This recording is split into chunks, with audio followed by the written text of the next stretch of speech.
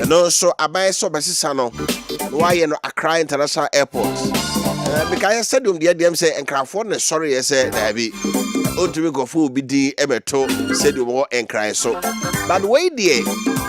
Do I kasa fa ho kire say cool maker, cool leader. And then the did that airport so they are good Ghana as the beacon of democracy. You know come off and then you be your brand new deal. Fagin Chebra 0551599933. And Ram minority leader after you make a cassette as animal to your by person utuno. One and a year Adriana not in a home enco. Cabra Sudan qua ewaha. Maybe they day Kofi Appiah. Cabra over Aquaba. Yeah, now where day? I may do me here, partner. So I made a chain. I may send a day so they are chain. Right. Now, one my young Quasi and Ramay Juma Muamagan and Conanim. Tea a better nasi. On one year dano. Tea say nay, say, baby, I will be out here and Cabian, say, Trady and Punyankupon, our boy home by here. So my nay, Otia said they are not just so conquer to Jenima. Wouldn't I say that man? And that's why we're doing exactly today. What that nasi, all of a sudden. I say penny bar 2 days. So I feel a penny bar. I'm not a penny bar, but you're missing your mark, kind of my queen. And then your margin in my dream. Said you're so crossy assassin. So I mean, I'm my queen. I said, about 2 days now. So I said, that them soon it and I said, Tossa. By a talk room, no, not baby was on and toy. Aye. Baby, oh, because of the trend, you are not in answer. You are not a talk room, but on top places. Anyway, I had a try. It's so near far into Vanya, you know. So, Vietnam, we are for no hair. That is in fact, time also would you not buy a name. One as if phoning in us. You be asked, Saka Sabri, I feel uncomodo. Can match no. Yeah, and I can soon say, but so here Bible more. March at the first month of the year. Yeah. If you middle of March, at the air core ending of April, air core the beginning of April. Bible catcher, Yakuba catches for some of our Bosumi, Bosome Abib, and you're a feeling in a tea. It is Esther chapter 3, verse 7. No, was a Bosome Abib, and I said Nizan a Tisha Ufurusu. It before saying KNC April mono. Na March in soon started to get from middle of March and ending of March no April for you towards Afina a Habay from the Afina Sassia Pano and the Hontica March in Muno no Senka under normal circumstances no soon. Yes, but say the BBS. It was a tornado Guadano, no 2nd February. Let's have 3rd February. And we catch him say or befa raincoat and also befa chinye. I follow me because said the weather now you can't predict it. Follow me you can't predict it. Because raincoat rather the aba not to bomb a nice bag. And a man which is so bomb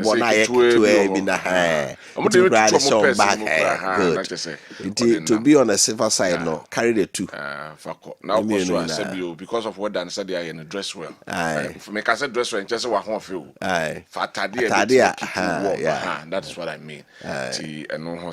All right. Over. You're some of the worker Tanaka. Definitely. Now and we are special guest on the show.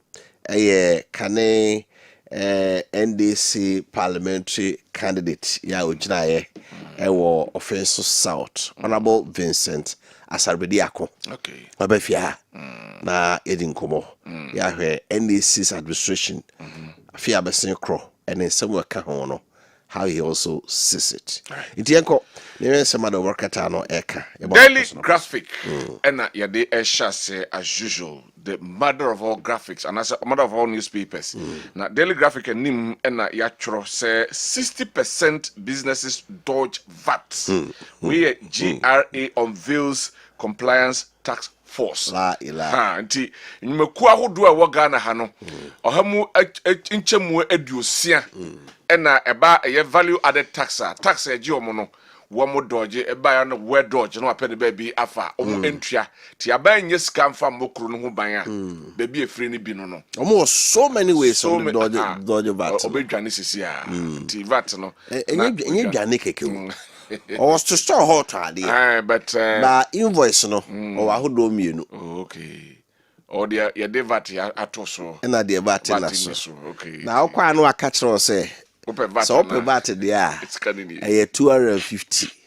So on per VAT invoice a 220. Into all be near or cotadie. Now catch or say VAT receipt. Need to 250. Now your amount VAT receipt we to 220. The end be near ye. I'll bet you 220.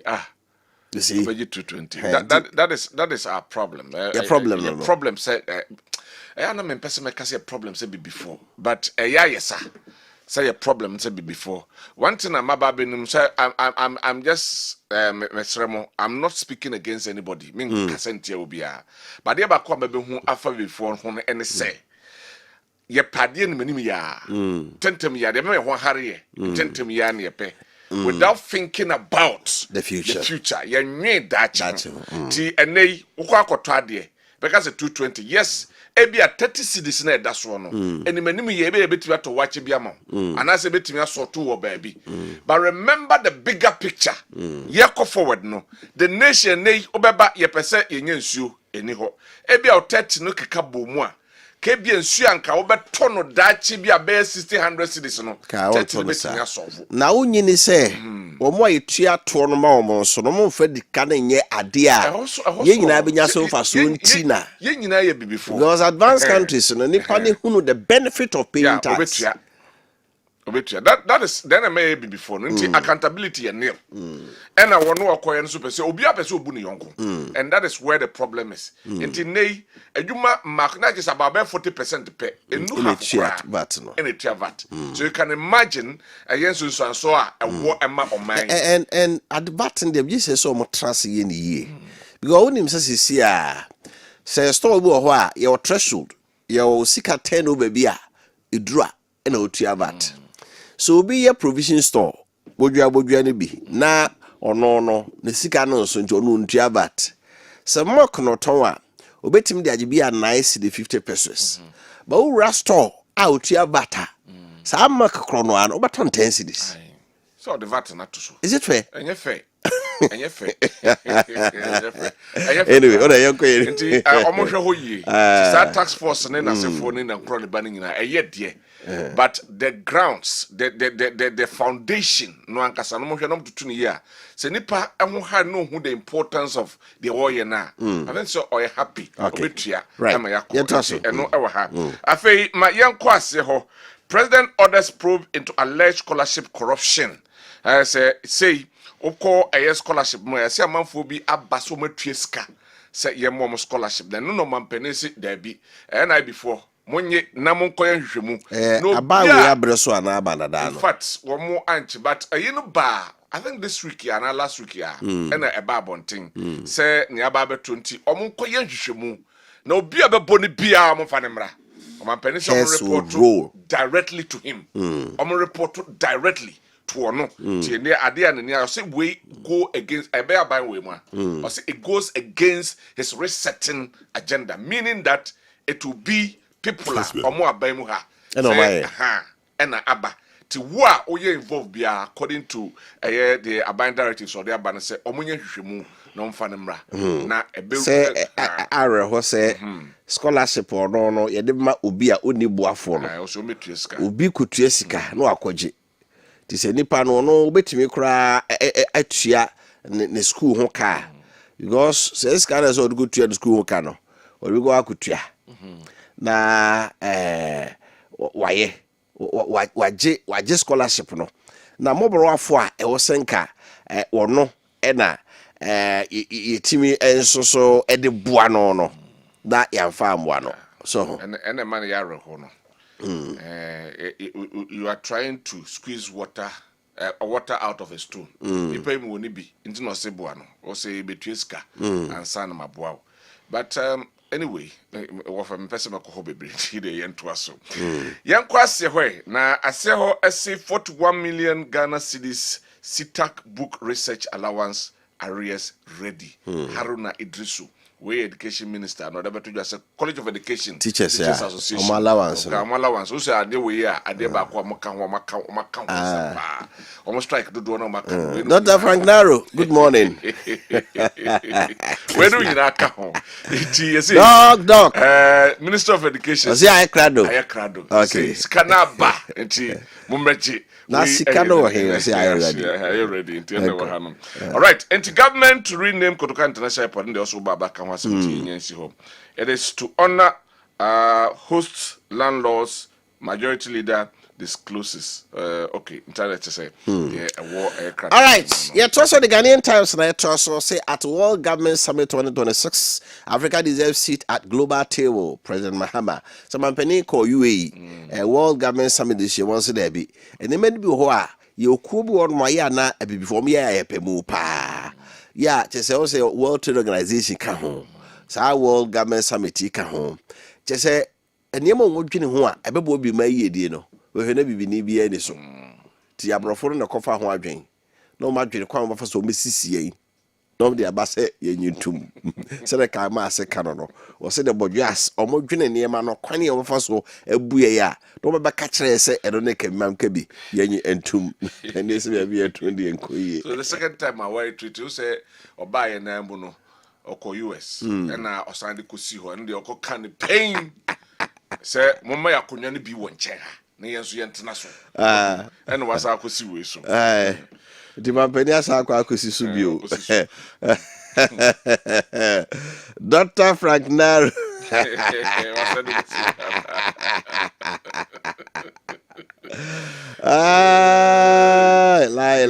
la okay yetraso na yetraso Mahama Egamfu ni so ha Ghanaian Times no ha was a bill to rename Kia expected in Parliament and to Yedika can was him that IGP announces major reshuffle at top level of police service and Omemo police penny Christian Tachihunu IGP was sa police for one penny for no be brave they know our friend Tekudo so na know ha call any see a promotion okay reshuffle the all pips the all technical service the all research we'll move from say musical chairs move around na reshuffle almost 90 galamsey size no ho de na kosisen galamsey side so mo ka say ba ka wacha be as ye hu de oye bia be reshuffle and the just ko busa no say baby e galamsey no police commander na to ne ba na gala ekoso a asam na o kan no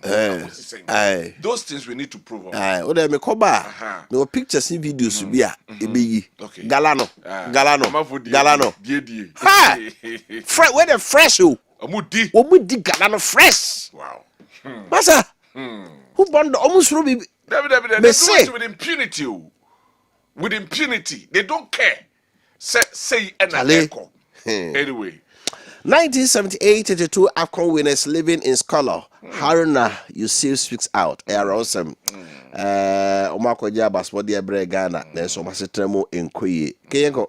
By a trust on the daily guide and trust reshuffle his police service kind akaho ensem. Government to rename Kotoka International Airport yakaho ensem. Asieho ena osahene Alexander Afenyo Markins say anti-LGBTQ plus bill. Okay.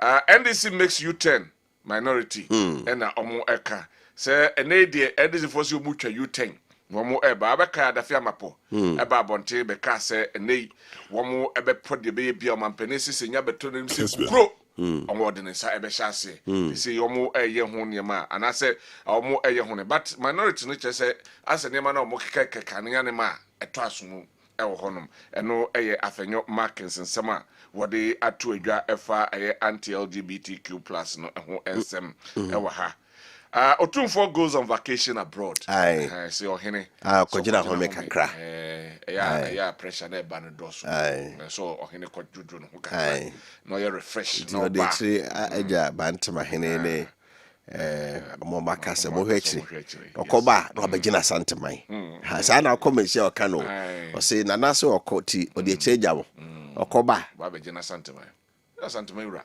na abagina santeman wura Right.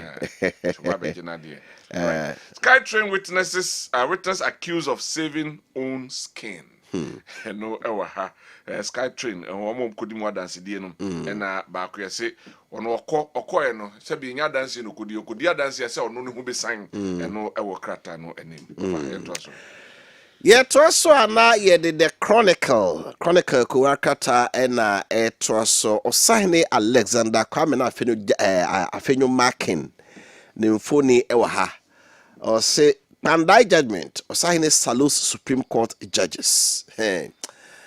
Supreme Court last week omubu I said Pandai mrasibi ni Martin Dam onsa ankofana kunya no ene no mo koye no onse no onso kobio no ahye no fita anko ba omi ahom nya Martin Dam Court to see wonko or Kobe or Supreme Court judges no o my dear papa Osahene there bebu abowo no e me ka say the Supreme Court judges o ma anya de we say no musi di o mo asem no a it me dade ko ba bia ti there bebu abowo no Osahene afenyo no nyina me ka say o ma anya de so on chief justice ni shakra powerful body there on the shakra Kotoka Airport to be renamed and also I can't want something that not to say congratulations Baumia. It's a good sign. A very good sign. Okay, these things are for cameras. You will say it. They are for the cameras. Say it. But at least it is a sign. You will be openly workers won't support. At least you know somebody like Natoshe said your company tia like Mahmoud Baumia and then they come in some kafano. Then they were born a bus. Now so sika call Baumia Baumia fee. And right Baumia call Kufuor for President Kufuor. Not Tata Kennedy can. So, my dear, let's give them the benefit of the doubt. Yo. And this is for you know Mutroyan. So must statement. I didn't get the last paragraph. Oh no, dear, or the more. I believe they walk the talk. They should prove him wrong. They should prove him wrong. They will walk the talk, and they should prove him wrong. Say, yes. They should prove him wrong because and they say this step is very important. The unity of the party. Yeah. Very critical. Okay. Most of you don't speak the truth. Babin tells MPs. Hey. Babi. What's the message for Mon Canocre? Mon Canocre. Wow. I didn't to grab see if it. Yes, I will. You go. You have had a new crusading guide and trust and memoir. Aftermath presidential primary. Unity crucial for MPP 2028 victory. We a council of elders. And at the abetu just say yakotwa banewi. In here pa na se beka bomu. Council of elders and some omo at the abetu edwa and so no. And central for meeting a minority no a year no and a nay wamo edi biaba has a government warfare taxation approach doesn't add up. Afenyo markings na de abetu just say aban nyama na oye ne se de water se amanfo no wo hu ne ye enya de a ekekasi ani a eye eno ewo ha no sei ewokugwa Crown's new imponua hene football coach as ascends tool promises unity and development eno ewo ha Duka expresses gratitude to Westerners Team DMB's victory. Okay, and we no Duka and I say Western region for Medamase, and I say more Western no Medamase, Mekuduka. So Damasi, ye, Mam minimum wasi. Afraid ye, Mabon homework, Mato ama bebia nami war, and one some. So before that, no Westerners naba bonting. Some of them, not all of them. Some of the delegates are bonting, but the cassette tiaken. Say the name na work and and they adia dance through a year at their course. Our Greater Accra MPP chairman fingered for dividing party. We ahead of Ayawaso East by election. Right, it was the Ghanaian publisher, and it was Natoshi. Let them say, oh, Jide Samba. Natoshi calls for unity. Congratulate Baumia on his victory. Hey. You mammy no you can't show a castle or no candidate in there. No free flat. Elections no.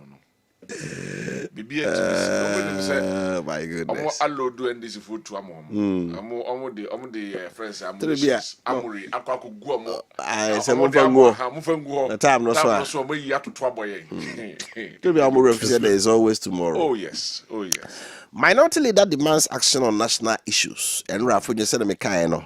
Oka galamsey ho asem, oka LGBT ho asem, oka kot. And no kan say wo. Bebre. Ghana loses $117 million in oil revenue. It be 399. It be 117. Why na kind of crazy? They say Ghana your revenue from oil no. It's as simple as GTI. Say oil come from gas come from. A friend saying gold come from. Cocoa come from. You. Your revenue projections for this year is a stick. And you cry. Because you say cocoa no. Easy. I'm here on Friday. You be in your bread party at the home come. It's not see easy. We say cocoa for now. You just small like Ivory Coast. Some banya some see many more. My bontia beka. Some the beko Ivory Coast. And I'm cocoa. What the try? You am castle unto. The obedient so just come back. Me Ivory Coast for crab board don't change Ghana. Me say here day. And not just so say my family man born Yamundi Boni, but those who are there in charge. What's that cry? Yam pintia cocoa for no can. And I'll be crying a cassetia. Because almost small go cocoa no. What the consequence also? Aso. And no being young sent you for a cassetia. See, I day. See, and Kebi. Then ya and Kebi. Ye try your casa sa the cocoa my intimate. How to cook my into my own? So around the abino.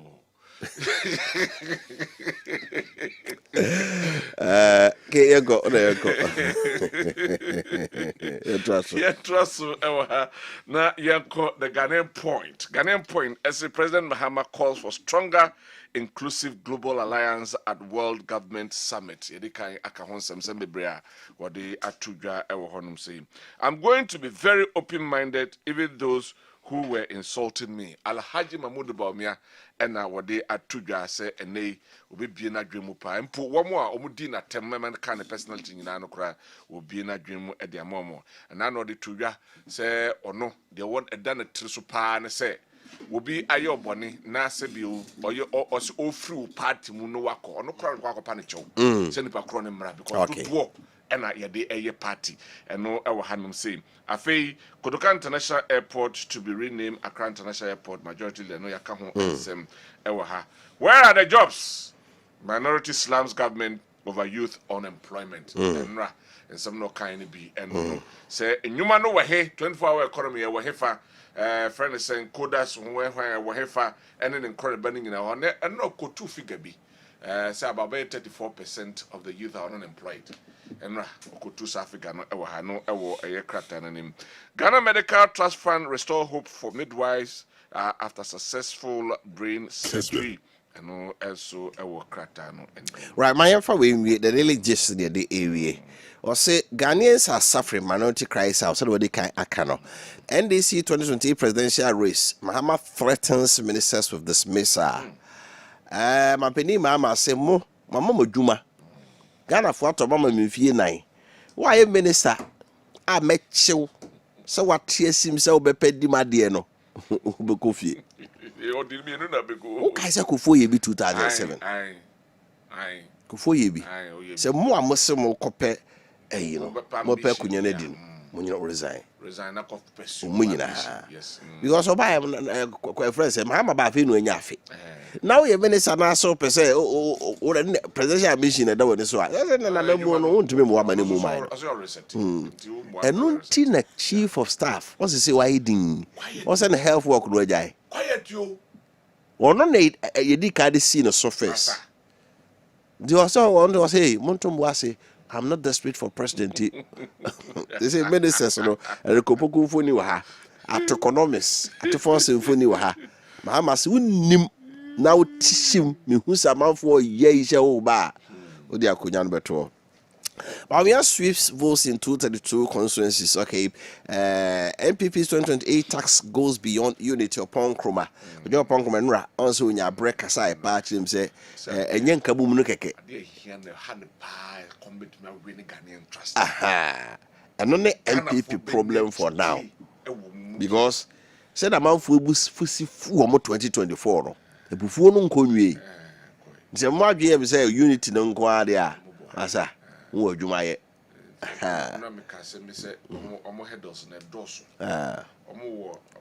clear one. Unity wo also more clear unity two also winning the trust of Ghanaians. 3 they also winning the trust of Ghanaians. 4 you say NDC for go when masi no more say abana yes you bre mommeji and something all these hurdles to cross. And sana ometime win power. Right. Give to Warren's lawyer runs to Supreme Court over witness statement. Also give to Warren, former deputy CEO of Ghana National Service Authority. The case of court no. And now judge na say the witness is media dance here no undisclosed. No you news at stage no. Gary no said there be Ghana rules of natural justice no and say I say me disclose my witness for now. Inti say judge na say mo person on say ya no must say who witness in ntemo a on be say atend ye na be fa ase no ye aha said National Signals Bureau de ye no inti was all the Supreme Court say judge didn't even share say at this stage no undisclosed the witnesses are obe column in the case. NDC government positions for renaming of Kotuka International said, "Ya can't was a KFNC." Now, said in right kind of fire service for her. Ya fire education across here. You ever say, "Ni was scientific hospital." Dr. Nimo, na yenko.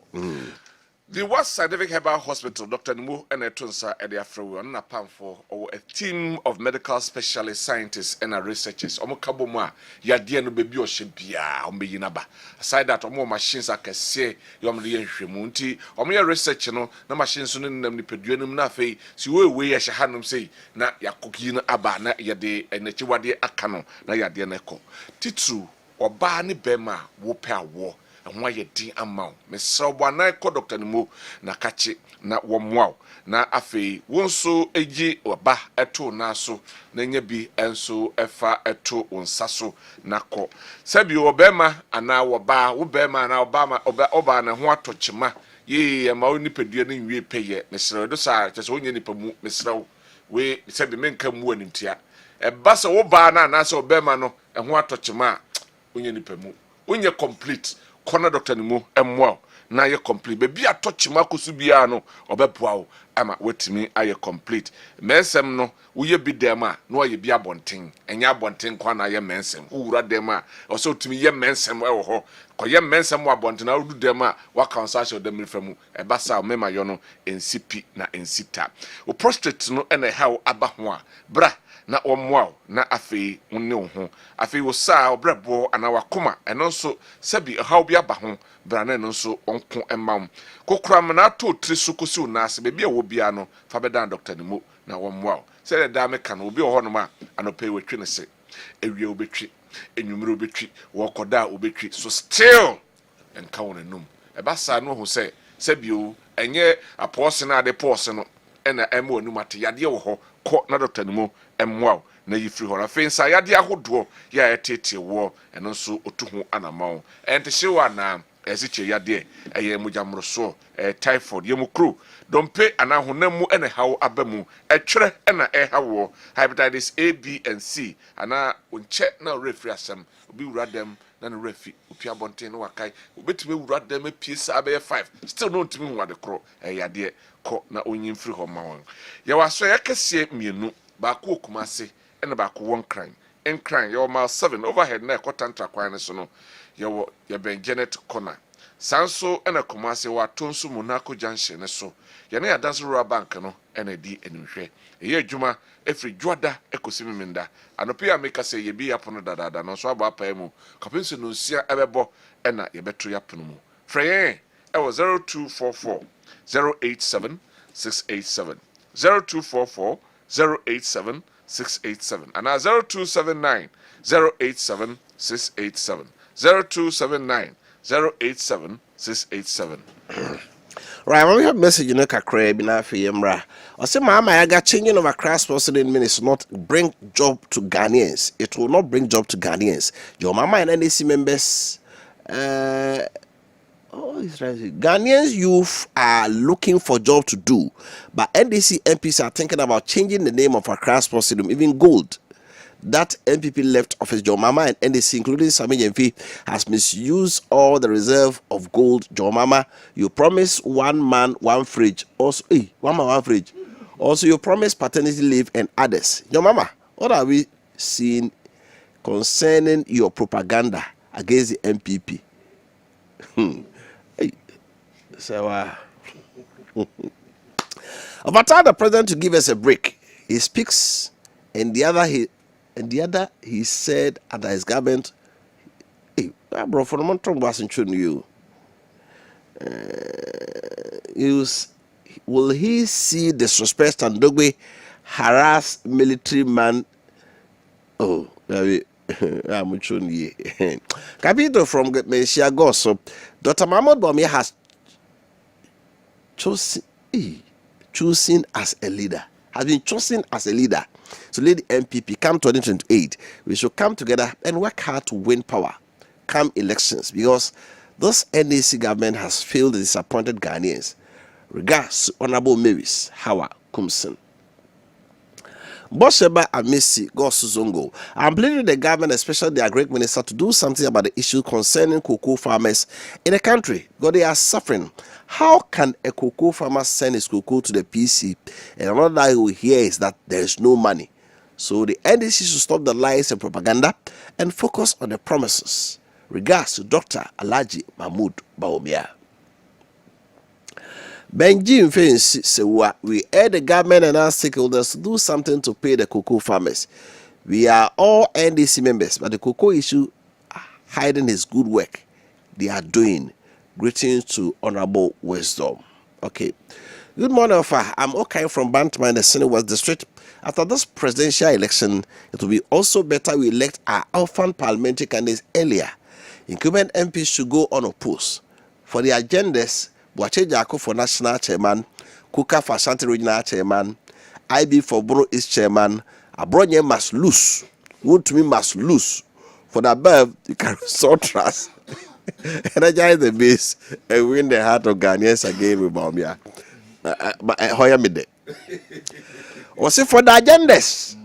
Boache Jako for National Chairman, Kuka for Ashanti Regional Chairman, IB for Bono East Chairman. Abronye must lose. Wood to me must lose. For the above, you can restore the trust and energize the base and win the hearts of Ghanaians again with Dr. Bawumia. Do I understand? Say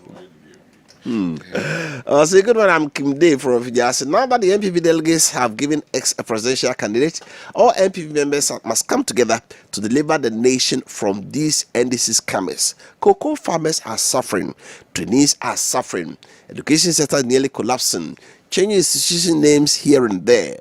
This is not a governance we want. Ghanaians want governance from the people, not governance of selfish gain. DMB, Mr. Digitalization, our hope after 2028. Over, let KOD explain why his brother Kwabre Japan performed so woefully. I teach him. Oh, that's over. We catch him. Okay, say, you know, your corner, more normal front runners in the cross of Mutikuye. Sir, That's any way, Jill. And I hear it. You heard the baby, if you know, Yabana say, also the woefully and perform woefully. You got a percentage. say 0.02%. 0.2. Now, wow.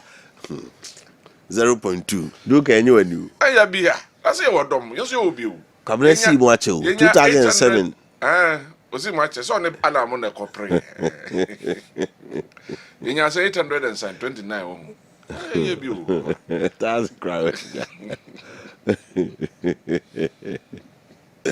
Okay, Osam Yaokisi from Tadi said the reason why MPP corrupt element is doing more press conferences because of the NDC's JDM big push, no fee stress, stabilize the city, reduce fuel and gas prices, single digit inflation, reduce hard fee, fair judicial jurisdiction, scandal-free reduction in cement price, etc. Indeed, Abampapa Bampa.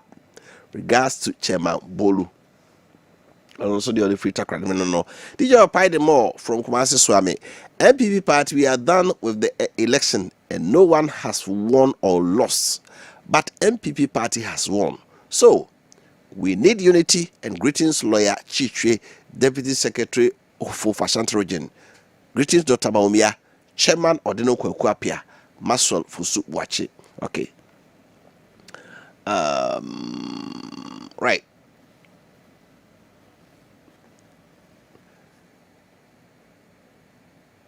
Hey, okay. Also, for how can you receive voice note? Because that one people will understand it well, because this one always read through English people don't understand. I'm back. The watch on the crashes. Okay, so we'll be using the voice note maybe from next week. I thought of it. Say ubuaha. Yeti one and then I was a voice note to know. It's all you have to go and piece them together. Until we will look at that and see, say, if it to me at the voice of Common Central, the be a brep. I'm here na Yankudi and Como, ye fire education, Mekan Wasem and Rano. And then penny 4 for Kumasi Metro, fire officer, ha. Ya, you didn't come AD01 Redu Ubed, or head of PR and training, Metro Fire Station, on the AD01 Dakwa Enoch, was a member of the PR team. Now I say, just no, someone they see. So for lie, they see what Angra Market, Northern Business School. Just it will cry and I rampant pa. Jamina Boa says no egu from Kakredu Pabrenwa. A jano a deal. Pampeni for Makwaba. Now when you dear, the man fisher passo. Finko and better impure. Just share dear, ever say is seer at the Asempa neighbor. Ya hrini pa, you hre a Japadie. Yesha fiasi the attitude in na enye. Mo dear na mohuno for home. Dear son and more catch a mouthful. Okay, yeah, there was a name was in BC. Now, answer a besha saying ye be a beton cracker, a betcha, and penny for almost a almost yasene. A year in Chiakese, ye regional commander, ACFO Peter Tete, our share NCCA, ACFO Peter Tete, our share SCCA. We also have a regional PR, regional safety officer. Onono is in the person of DO3 Peter Adai. We also have a metro commander. Onono is in the person of DO2 Thomas Asiedu. Omina mabomu de obia SCCA kase. Nti edin chia kase mom. Now on to your question. Dien na yehu intia yabaha no pe ya bekase. Yeah. We have realized most of the problems we face as the fire service is coming from the people we are serving. It be a negligence, it be a ignorance, it be a carelessness, it be on my accident here, but the negligence and then the accident, the ignorance partner, and no na a high case. Can it my negligence? Say, obi enimbi bina emfane ho. Na ignorance nso akoye. Webu ne nieguso. Na ignorance na akoye so on the onim kra. Na ejahye bebe we can realize say nipa ni bebre wo ho a nipa no onim say ade ya me enye. But so far as a wayama so far no bibia ento ya na say ejabia ento ne fie nde obekọ so aye until say obehun say atrenchen bia to ansa na we say this thing am ye enye. That is the negligence part. Na ignorance part na koye say obi a onim na no ye koye education we bi na me can say even knockouts are almost to during the festive seasons. It's immediately jasheba obi baby sam am ye sure and I'm say yes because powder na woman near gunpowder. And the moment you ignite it now to know it's me also be man ejato. So we need to understand says ignorance ni negligence am bossy a problem kesia a high empire. Apani kakrabe na so be ka ho. Medasi. But your microphone wa me. Medasi bebre. Sene me boss e di kan ya tia mpanifu edie na chese ye be koso ni etiene se timamufuo ehwehan a me boss kan ho asem no e yade a edi enya ene se ye hwe ye mfie mu a ye nyankasa ye no ma ye de boye ho ebra wo fie no no bebre wo ho asei nanso esansi ebe yiska kwakọ to foforo ababe hye anan ni ntino o we die metimi ayusu no kakra me o we die me de bia me yusu bibia nsi emmoa yen nti ne yekoso fire service for ye kan say ade no wa yusu for 10 years bomodin ne hwe se ade na wa yusu no so na hoodin a wo to na ahyase no any 10 years na aduru no etesen ye hwe yen electrical gadgets e wo fia unse wa plugo wo tape no o plugo abun se noise bi e wo mu tete wo se ade we wa yusu ache socket no kra anane wo mu a wo hu ye nti wo te sa noise no na do nsa boss na agyae nti wonim se wo ye safe dakrope yinyina nso yenim se enoma miensa ene di gyahye eba ohyew inframa ena de etimi hye combustible material oxygen ena heat nti sa noma miensa we kabomu ewo ne pemponso so a edi gyahye eba na wa plug ade ya de bia wo se enane wo mu nso wo mfo wani na wodo nsa boso na agyae na do nsa boso na agyae na guso enane e no fon dakro wada ubon se na afi aso ahomanum na ehye ade na yemu so woda wonim hwe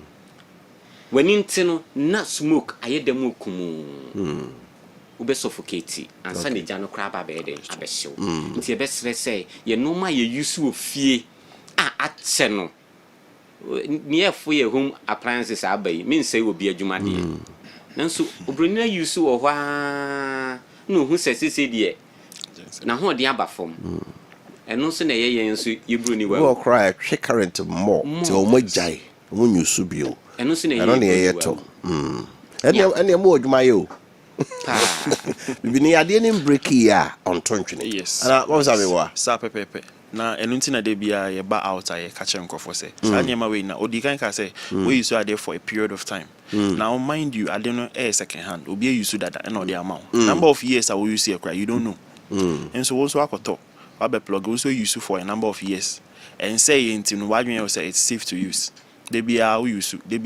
enkanka ne kra ne gas cylinder si ananse yabe obi timi koto second hand gas cylinder broni ye gas cylinder or the maximum of 15 years ene to so into buying a second hand gas cylinder no how long has the initial person who you see first person who you see and who you see in how many years answer na won so wakwa je o use now you bon say sometimes na jaframana e leaky fa ho no the bore asan yere no atoso because on pese be leaky afa ho sanya man na cause problems but you don't know or be or failure yes seal na da no na say o so mu de bia mo pe musika agenti but seal no protect no onyim o kan be a china o na mo de bia ade am tonti no mo ya advert na ade but the seal is protecting you especially short cylinder ya the two so CCA you realize say nkofo ebre the business obu onu kai no cancel benku say o friend benku gas because I get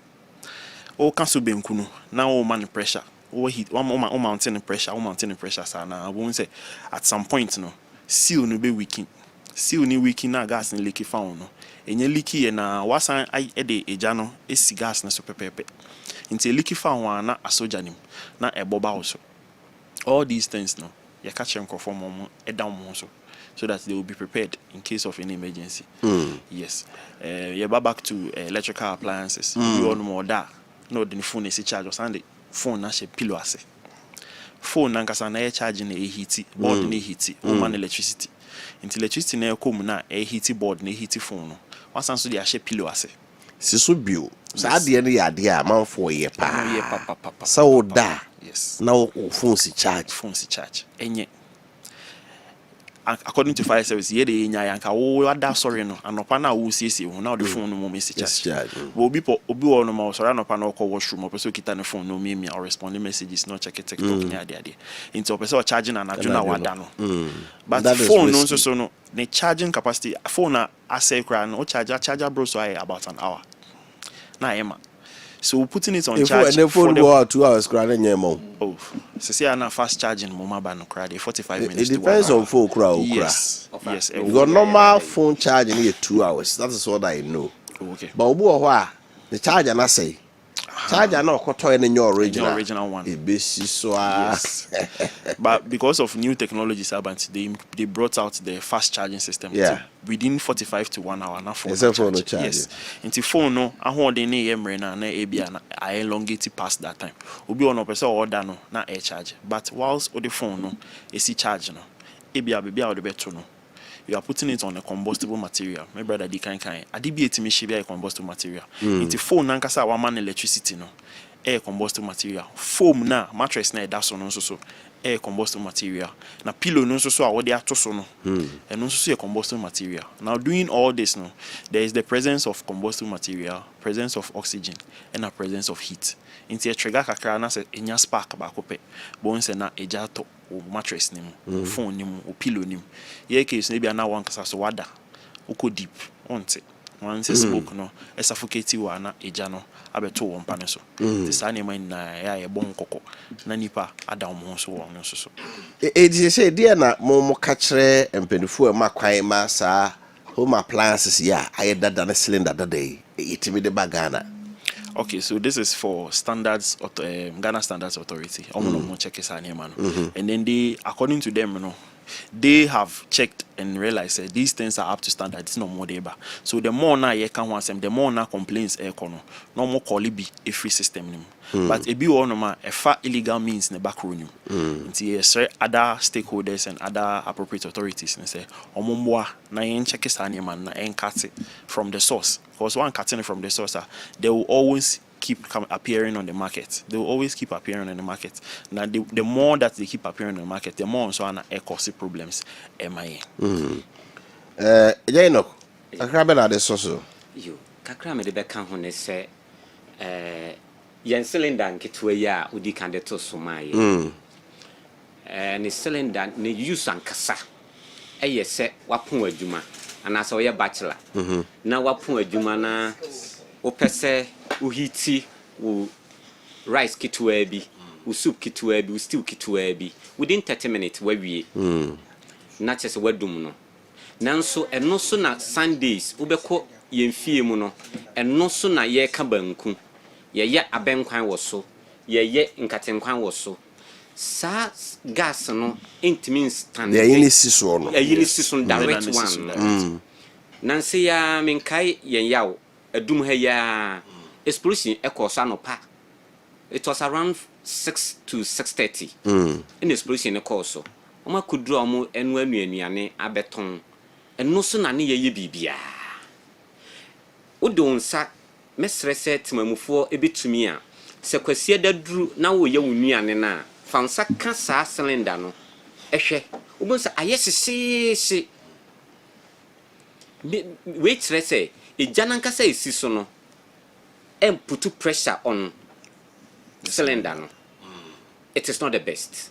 Yesre mumi yenyai ni yenhwe se yen gas no kra ye use ofie no tube na ye de connect gas no eba bena no yemma no at least unya 8 feet 6 to 8 feet 6 to 8 feet it's okay media anka mepene so say mount o cylinder no e wa bonten na connect hose no e fa bra inside na ya ne da ye can almost say akromfo nti say nipa no ha dan bulletproof e man e wase ho na twe ahoma no e bra soro me komi amadam fo pa efie na o se yenye mpusuo na me nkoso benna no na me se na wo cylinder no we he me kwa etiro na bo ya da so na me se sikapa na ebuo ye odi oyo office anti odi we bibia na o ka ho asem we sent ne ba out kakra na me se mesero wa hu si na we inside no so ni bi oho ye kokrom yi me entobi na me kotobi na me yi frame na me share na me se what sent ni bi o se da bi o me pacho okọ fele o gas bia bo modern say sa black steel na me boss kan ho asem no se even sent when leak you mo nsesa ma ho ebi ana ɛhɔ no ɔfele no enliki nanso wodi mfenko duru fie no wodi wo regulator ne si so na ahyase yɛ den eliki na awe nanso na wonhu yɛ nti wokɔfele gas ne bia ma ɔmo nsesa sa black seal no ɛma wo I'm say gas asem no de ehia pa because most of this fast na okay so cylinder na ben na nisi so no aba pa o because me drew gas filling station eno na tutu no a yes aba pa na most of the time no enkofo bebre adwen yom say because it is portable ni kukuru ni easy ni ntino ende me fa enya dwete no na enya dwete na eno so ka ho so eno na ne bo no. But Wofa, if we are being honest, the cost of Kessben and Ketwana and Shedan, hence we are just advocating say and Kofo should put in that effort. Na omumpe de ebesom, but movement from the filling station to the house is usually one of the factors in and Kofo a pesa cylinder no. Send my brother can how to even fix the regulator movement no. Sometimes we could fail cylinder no bar. Onya de besio. Na opesa the regulator nisiso but gas empenche so so this your money coolly kakra is settled down and also your problem because omo ye aduane na na san nti orashe and ye peja de call exactly the feel by you told you opesa the to aso and also hard because gas empenche so already now you are forcing into a tight container nti no empenche so that was so I was also no ye mbe ma ya na esi a kakra no move aba sa ko se bedu fi nti we wie na also the CEO kakra na ekoli na fe o the regulator na si so na waso now the process of switching on the burner we always advise say obeso e wo regulator no first na waba no wabeso match no and sana we be gas no always we start from the regulator we be regulator no gas no nam tube ni mdro ben ni mu sa ade be si burner no so na waso match na ansa we be gas no most people we on be gas no ansa wa matches eno no nye o dum ni so are the same thing you go to the cylinder first no we dum no kakra na aka tube ni mu no e be burn it out ansa na you come and turn off the burner most of the time by the time I'll be free cylinder no aba burner no kra na edu my brother can seal no once I want to push more on the seal because regulator now we see be cylinder no so no gas no enam ho na epie no gas no usually cold into enam ho enam rubber no ho no na rubber no contract the more na heat and so air can sa rubber no na air expand into air kese na air ketwa no na rubber no elasticity na ewo mu no e free into eno na ema sa seal no air mememe na essay no so you most of the time we feel say there is no leakage but the seal needs to be changed position of your cylinder baby on more or the cylinder na si ne tiles na so direct or more packaging ho insuo gugu so na asie na start rain na chi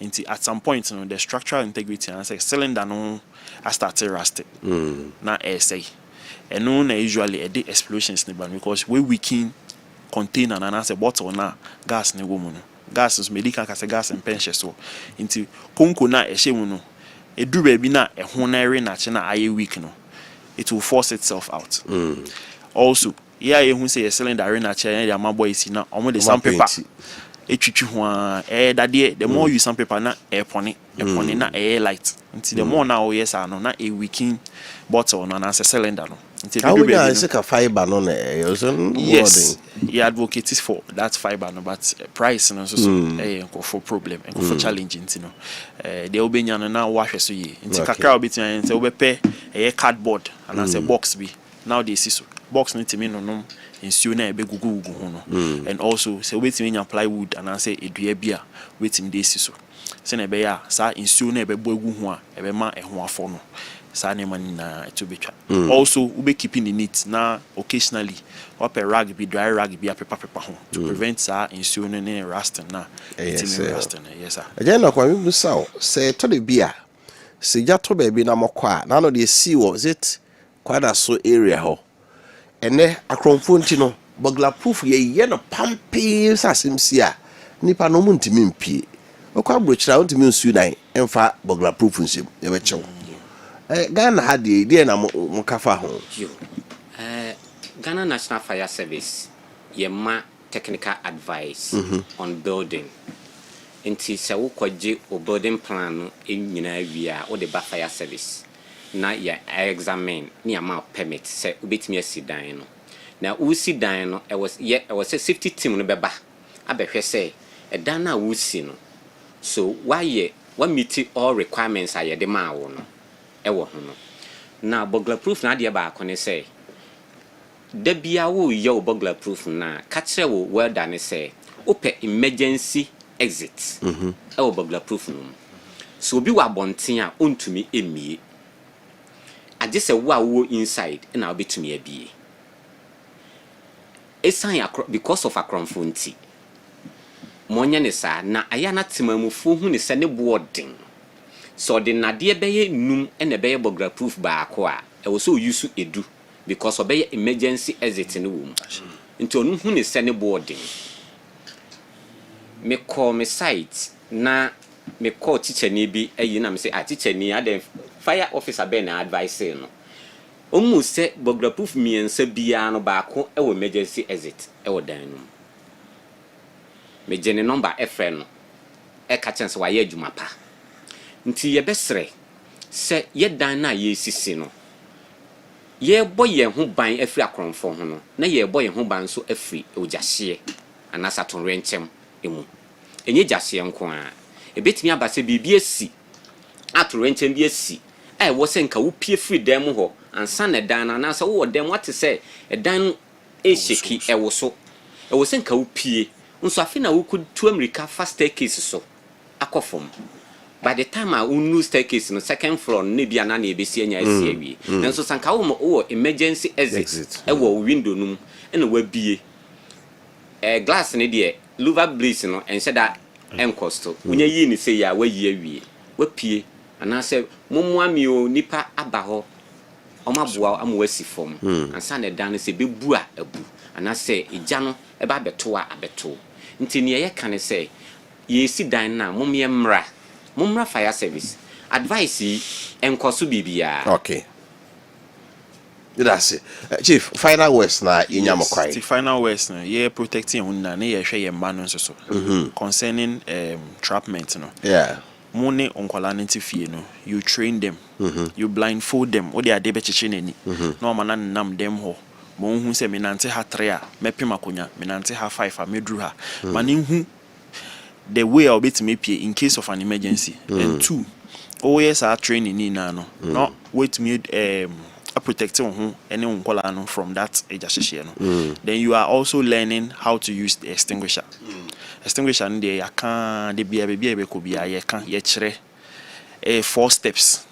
You pull the pin, you aim at what is burning, you squeeze the trigger, and then you sweep from left to right. Nti pin na e sha no na e prevent ano no se be mia no wo betwe pin na frim 2 wo de ano no nozzle no be kire eja no be bia e hye no then 3 wo be mia niti ne so be bia e se vin no e hon na e liver no you squeeze it wo mia the moment I be mia no powder na say gas na e wo me e be prevent eja no se be kese no e be ba out na fe wako left to right because you say form a blanket e we eja no so ebi wo no ma force e de beba no ano odin nti na wa pege hu yi kakra. It doesn't mean say emba ntimi yusu emba so timi yusu. All right, yes sir.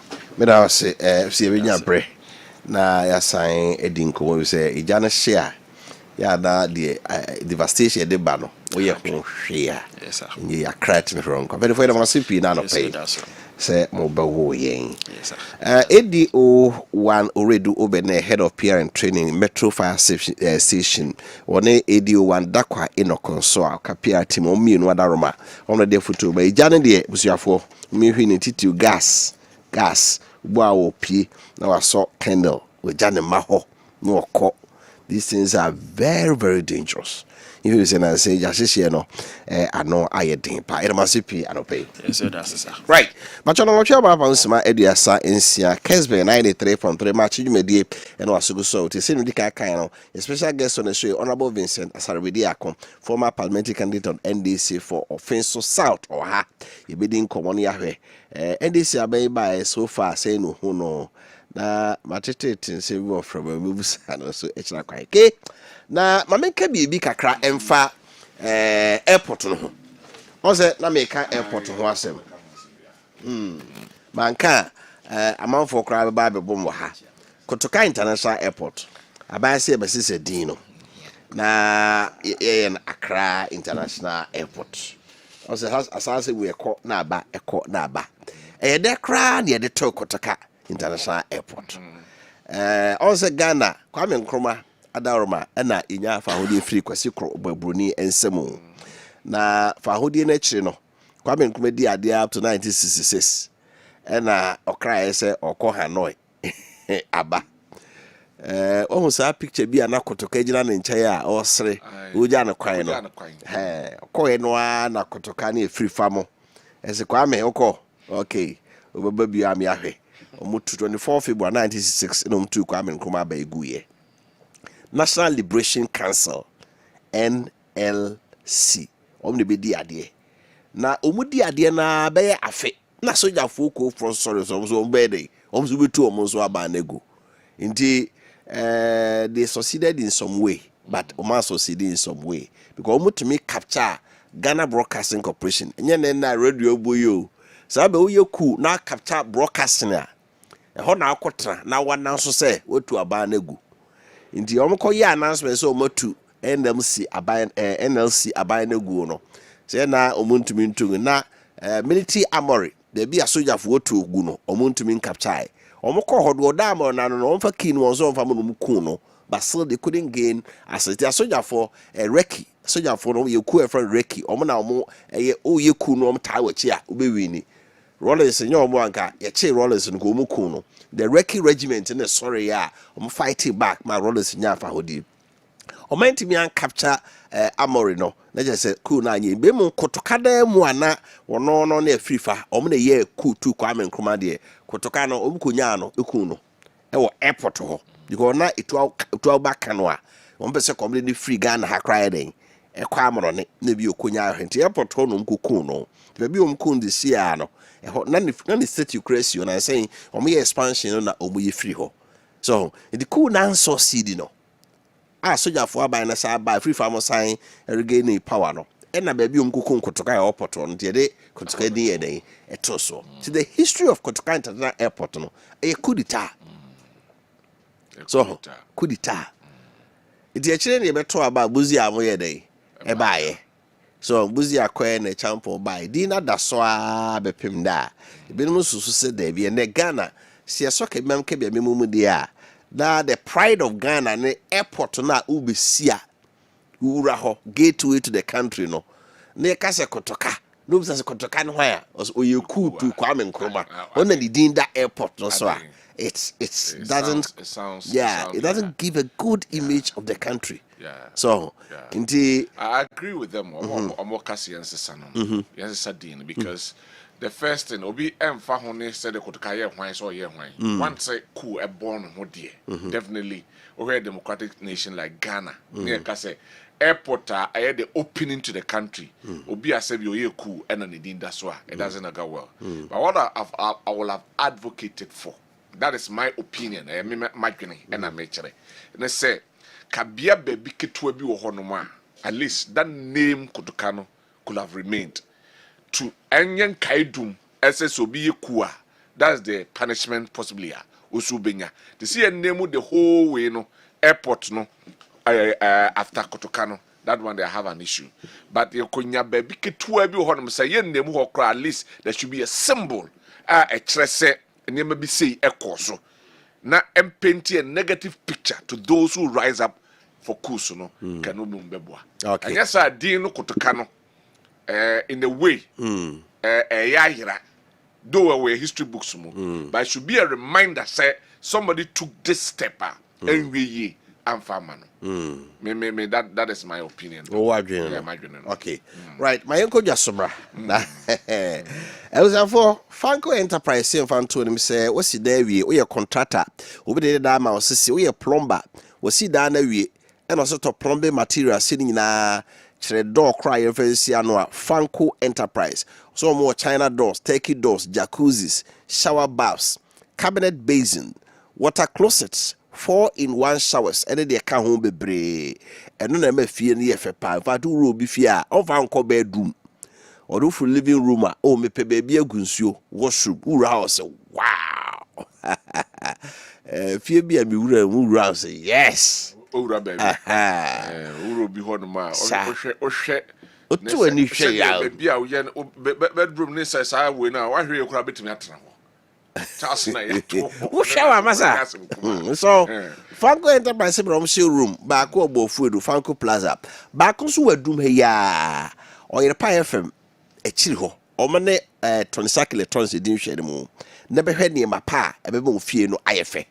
Ne tobi. For 0551 011 767 0551 011 767 and after 0555 047929 0555 047929 Franco Enterprise, a complete home with a smile.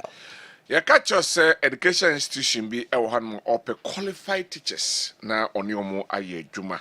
The underlying word is qualified teachers. Inti teacher for ne omo qualify omo bisa and ope any of my into your beer kuta sa qualification at just amount TS or chechenia na any audio application letter any CV account na wabomodia e dia bepim e waseda house front desk e hoda Kessben FM na okwa odi eja ho ana say ompese odi beba ha so application krona any CV no betimi dia fa email iso Omonsabeka no watwaso efri ho Academy of Destiny 7@gmail.com academyofdestiny7@gmail.com 7 is figure 7 the akanyina letters academyofdestiny7@gmail.com Omonsabeka no watwaso efri ho Gracefields Academy so kai awfoni abatan so wa kwada wo ne ko school na wo ye adwuma wo dum asafo bantama and central business habe bia no a fakwara no ebra Gracefields Academy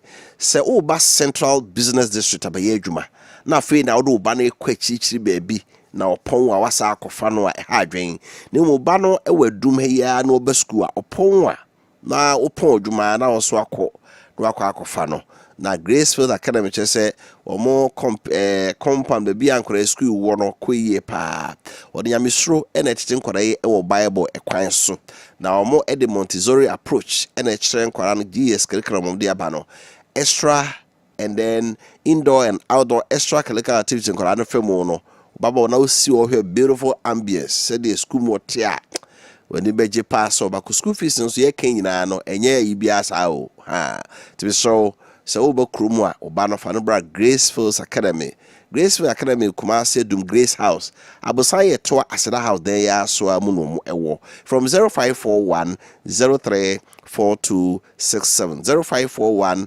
034267 afi 0207 126216 0207 126216 and afi 0594 792522 Kessben University College ese bray na besua de ho se opeso kokuskumpon na osua de 90 unya nimde ewo wadwene mu na sabio skill a also de koye adwuma so onsaka ne nyina ne se enei ye maw aye classroom de no ne ye san amaw aye practical experience Kessben group no eso papa na de tie ne se Kessben University College aye Ghana Tertiary Education Commission for amaya krata edi adanse se no kre yenso yetimi erane University College bia eyeye de tosu miu ene se ye de ho akobo kwa Nkrumah University of Science and Technology nti eye ye degree eye awards ni nyina no ohwe na Ken University ena eboso na opese obewuremu a ho ensem enie nipa opese obabie no so wo wasi anase SSC na de tie ne se also nya 3 credit passes our core subjects meka English, core mathematics and integrated science.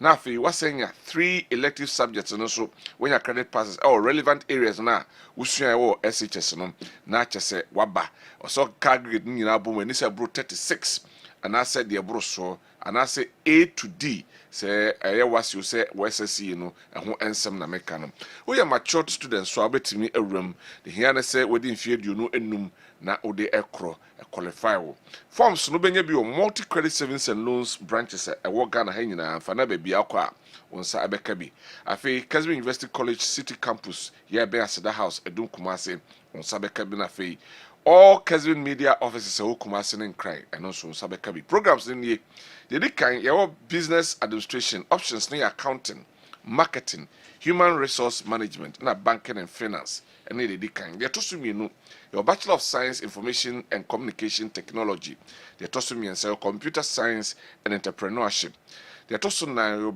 Bachelor of Arts Media and Communication Studies and also options near print and broadcast journalism and public relations and advertising. Your other programs they say Bachelor of Arts Politics and International Relations, Bachelor of Arts Public Administration and Leadership Studies, Bachelor of Science Nursing, Bachelor of Science Midwifery, Bachelor of Science Logistics, Procurement and Supply Chain Management, your Bachelor of Science Computer Science with Entrepreneurship. Your campus is main campus no continency Lake Bosom Trekwan, so no Kumasi City Campus and yes the house Edian Edumha. Frame 0501 63 7383 0501 63 7383 Nenin paying for ending common. Right, Paninsia or Henning Jabore na Urabi SC Abrosign Ewo Encrying. Ya bibi ti o ton no pisika e de djuma foforo. Abrosign Ewo Tantra Hill Ewo Accra Nkra Kropon mu. Ya onim say da Accra asasem tie. So okoje asase won kran ya. Honorable Osika Beshi. Obitumi from catch say in baby aman ko school. Wate. To there o ya bra. It was so ko yes we Abrosign bibia kama so sika be son kwa de akoto no mum. So ko pass asina seven de doso ene if you rank asa 0244 900449 0244 900449 na fi 0540 934505 0540 934505 na details nyina Kessben Travel and Tours were going to home some sanity even out to kwa ko wiem shen and abe farm so bent home pentin kwa ho amane fabedan ehun komo fabedan ehun akwankyere fabedan ehun nimde fabedan yen ane abokui ewo eye akwantu ho ensensem ho te ne hotel na wo pe so pe se reserve bi mawa ye hwe okutukuo mu ni ahwe ba bi a okọ ni ahwe odibie ni ape hotel a ebe situ kama e bia na plane ticket na pese reserve mawa business class and our pay economic class na pay ni nyina no fa be dan akwantu na wo kọ no kra sika sen and also the show ofutuo mu na wo kọ and also ye be tu ho anamon e de amount flight na kra da ben and away to a flight ben na wo pay de na be kọ direct de na be transit ni nyina no ye tu ho anamon na de be twem kranse ye ma ticket on credit ada na 19 na mrasa the house first floor ho and a Kessben Travel and Tour ewo na ni mpanyifo yi emedi enkomo frame was 0209 43 4999 0209 43 4999 na yenyoso. Right, Honorable Vincent Asarabedi Akon ewa ha. Former parliamentary candidate for NDC of South, Wajidedwa. Musa Batoni Francois was renaming Kotoka International Airport to Accra International Airport is a step in the right direction. At the very least, it will symbolize the progress and success of our nation. We cannot continue to use the name of a coup maker as a national symbol, a gateway into the country. If you were named after Kwame Nkrumah, it would be highly commendable because he led Ghana to independence and served as our first president. He truly deserves such national recognition. Honorable Akwaba. Yeah, menu. Afisha paso. Afin komisai on afisa say na de ehwehwe afiri otumfo Nyankopon no aye obi akoma so ade aye de ama no. Na mu firi adumu ko adumu na internationally mo say komonim. Na mo ko babia na mo ne nam ho. Afisa say na so akoma so ade abem. Eme. Say o afi o abisi. Mo ba adwuma so. Because I think say radio station me sorry anopa. O hwa babia mo fa babia mo nam. Mo come in pals. Na ya da CEO nso ase. Sure. Ko de bia na me kasa me de bia no ade ba ko a me hwehwe ni obi a utimi create opportunity ma others se wonya ne sika no amfane de ankogu abrochire amfane de anya ni nyina wo ma we mu na se ye nso ye nya so mfa so a I think se bia wo bia no e wo se de bia e bompa ye pama no na ye hira no se ne be ya Nyankopon be ta ne ntaba mu se ne be ya ombetimi abi adwuma ma mabunu no enya bia ye Honorable Abaiva Enema to say, this is the government you campaign for after 1 year in office so far. Miniam mefa wa fidie kese so na me de ncha kese ama Yewura John Dramani Mahama me gidi se oko Dubai omo ye summit bi World Government Summit bi o nti ba bia Yewura yi wo bia no tikese a so adwen a o ye bibia ma ene both political parties will be a bonabaso me gidi se sa na ye hwehwe ene nti ba bia papa no obi anya me nhira no na me de nche to so biem ama national executive Yewura Sedun Ketia edano na me de about to the region ya Nana Kosi enso das edano na mia me nua panyini Ishamala sanso Maakye no na Maakye Marvin ne obi a wakabia ene regional communication officer Abbas na maba me constituency de unim se ntimi betena fidie so abrame mo mudin aname mo mama so ntimi de nchi akese ma offense south NDC fo nyina enkanka ne Abbas Amogrobo miamenua akopa o so mi mu ba bia menam bia no Obama baso nti Abbas ba bia wo bia na me ba fidie so ana menua 2 pm o se me mfa nchi akese ma o na 2 pm on ka cho se bibi nti se nene 9 ha no kakra kanya sanko ne me na ba studio ha and nti me 2 pm ba bia wo bia nchi akese na me dem because papa no the juma wa ye no ama NDC na me gidi se ye mu bi nyame de ekọ animu a ye nso ye behwe se de o ye hwehwam de na onye de on paper ne nsakwa because wasum party no pa nti de ye ka nyina ne se 1 year in office me gidi se indicators a eye adwuma wo economy mu nyina no eye adwuma and one thing you should know is say aban de untumi ma within a short possible time no na nyina ye but ye wo susidua a ye de measure performance no na ye hwe susidua na ye na you know say ene obi abedi adanse say Yewura John Dramani Mahama is on the right track and na metie ohini bi na nsema wo kafa Yewura John Dramani Mahama no it tells you say omunyina and even not the ohine no eka one thing we should all know is say in economics no ye wo normal mienu indicators na no ne dey measure the performance of the government, that is the monetary policy and the fiscal policy and we share sa normal mienu no so a Yewura John Dramani Mahama no buy no I think say wa hwe saade ni yepa which when it come to the fiscal policy he's reducing taxes, he's making sure say expanding the scope of revenue say na be benye scale so dey aye adwuma fiscal policy just say sika na wo gie no and say they all spending no and over monetary policy na and also your inflation no inflation interest rate and then say normal nyina what you say and when you see now no bia no a na ni ochi for wasempa kodo and sometimes me dey bia make say politics na me ba already osumre bia atwam dey bia na meka say ade ye good yen ka say ye good dey anya no yen ka say nye it me betra fidie so a me call election na me sua ade bi say we a politician now man troye kese e wo no ma wo ye ma you fail along the line.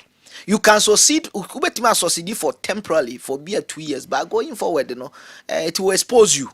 Said Yewura Dr. Mahmoud Bumiaka, you know, if the fundamentals is very stronger or is weaker, the exchange rate will expose you. What I say, inti, ye mabuna ye ba ye share politics, and I was ye de no kre.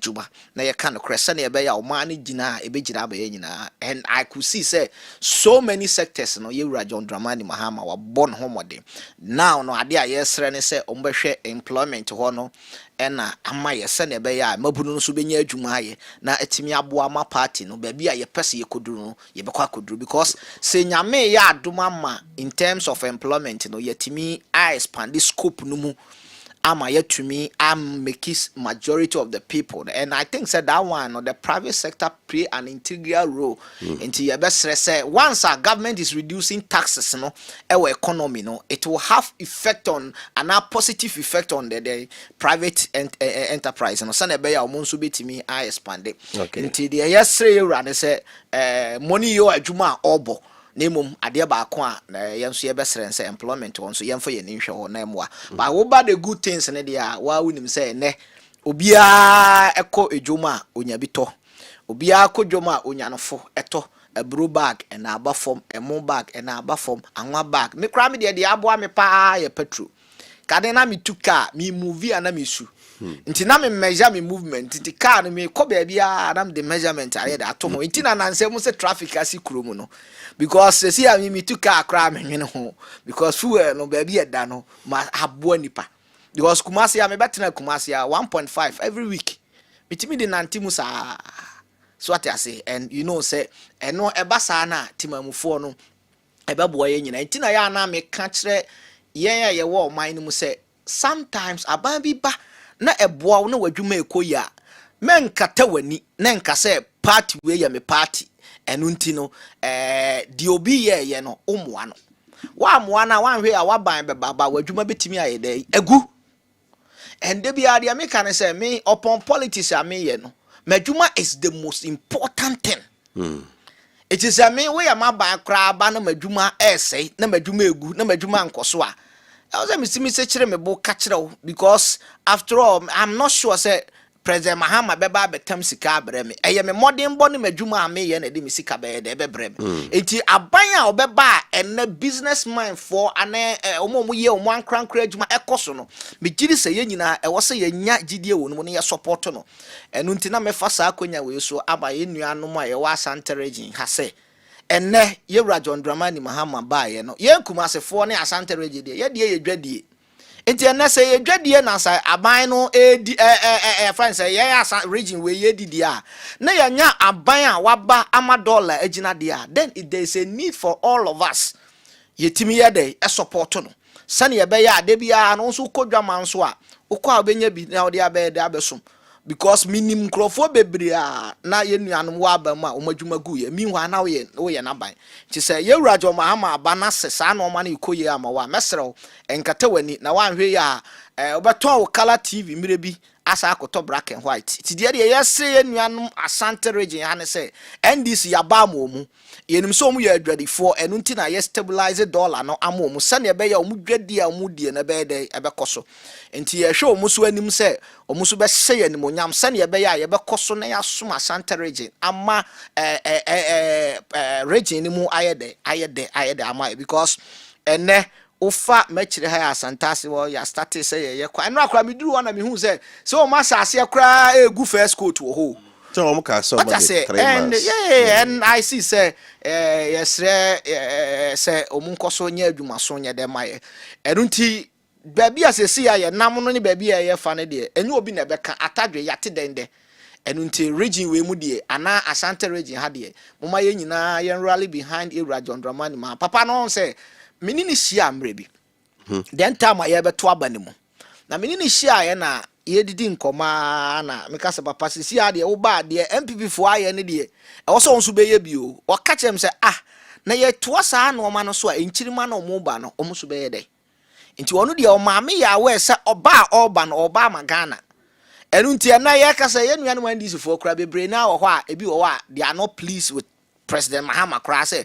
oba ye onya appointment oba ye onya we but ya na me betena fidie so ade me ka kire ye nua NDC ni bia say ye nyina ye nya akoma toyam because say ya ma mampanyini anhye se o man no ne ye nyina ye adwen say yes say gum yo a ebeduru ba bi no ye be short revenue ana sika ye de bebo o man ho bra ne ye nya afa ne ye de o man na ye de akobutu ba yenya ye ho abotre na wo hye no ma sei na wo fuel no kwa ebika wo ye teacher ni usika no so na enso wo kwa abonte no to ebika ebebuwa ye nyina me hye eman no ebasa na ye bie the scope of what the economy no ebasa revenue no so besa aba more na revenue no eba more no na eboa ye ama yatimi asa bie adwuma ama afoforo so aye de aye enti ye besere ye nuanom NDC fo a bi a wo hwe animu kwan se nka bibi e wo se ba na ne nsa tumi ka ne nsa tumi nka me de bia metena so ade me kan se obi de ba anopa obi de ba awia obi de ba anwumre enu ti de bia ye nyina ye nya ye ho abotre na ye nsom so pa because political party osum na osum ni ya unya so de emfaso na emom ye wadwene se onsum na onsum ni ya de bia no ode wo ha be de ebebro ene te se de bia me ka kire obi se te sa sorry asori ye ko ye dia ne se ye soma ko heaven enu nti se sofu ye obi bia se hawo wo de ode ane se obosum nyam ye no akọ sa na political party ye de ne se me sisi am wo NDC mo no me believe in the ideology, I believe in the philosophy of the party because me nim se omo ba ma amu brofo ebi ti say me amete hey because me it was the NDC who gave me scholarship ema me go school and na maduru ba bia maduri and me believe in such people omo ideology enu nti say ye ba power na me nya ahwe enu no nkire say e wo say party ni nsan ko opposition de bia da me kan say party ni lasted for 12 years wo benya so mfaso and lasted for 8 years wo benya so mfaso but about 4 years na the abufuo wo de oha na wo de koye na party ko opposition eya na nya mpanyimfo no kwa na oha no ko musuo yenso ye wo form no eha no bi ya de ekọ so because ebi a wonso adwuma a wo ye kra no etimi de oha ye de ebrew so party wo power etimi boa unya access to ebi a credit loan ene sa no ma no bebre maslock ba wo so timi ye de enya bi no man kete what I say ena you should be also be proud of your party so party cry de e wa ban mu so what I say nti ye besre ye nuanom aye nsanya nka bi no uma ye nyina enya abotoye mu the way a ye John Mahama hye amamu na kone de megiri se ebeye obia nsa beka ne de at the right time nti muma ye nyina enya abotoye but said the American economy need very fantastic.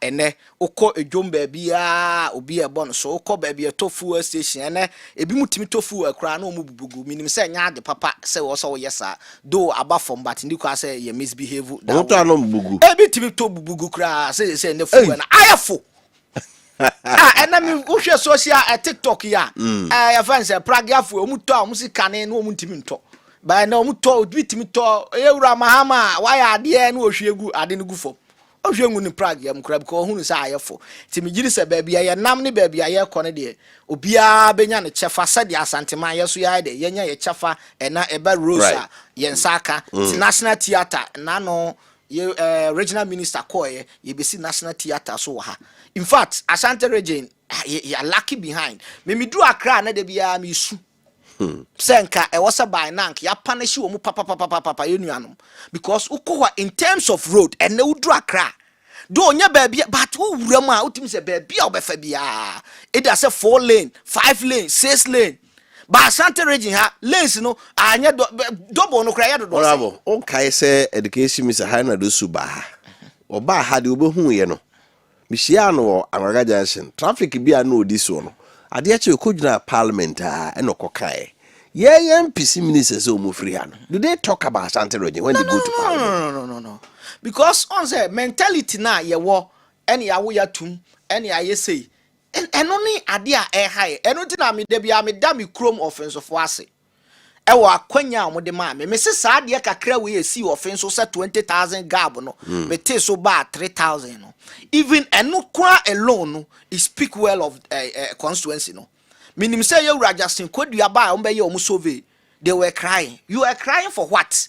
E dia na odi see ho a e wo say tumi to abaye dey ema and me giri say ye koye nimu no ene enipa ehunu ade enipa kenka enipa ehunu no ma na me giri say bedum bi no I think voter and Asante region ni nyina be no man's land oba na otimi ye adwuma na ye to awso na etimi aboa media I speak against say yes baby you be strong I speak against it say development in koso a I don't see the need say o kasa high me strong ni baby a watimi aye dey aye bibi aye dey amo nti say de o ka no me gidi say ye wura Asante Regional Minister Dr. Mwakohene omuguso ombeye adwuma ma Asante Region so afa ne ntoma paa de efra.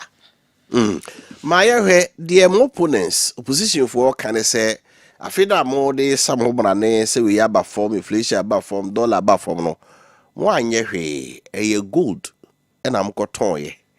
Na mo boama galam say koso. Say we am gold akoton. Na da mo de dollar no bi aba. O can say. Minia ye nuanom de say ntina mini wo shase and me din kan say when you talk about two fundamentals now also you have to look at the fiscal policy and the monetary policy. And now when you look at the fiscal policy now, government are cutting so many taxes. And then share a number of appointees in terms of presidential staff akrada share. Yeah, time even it's not up to 200.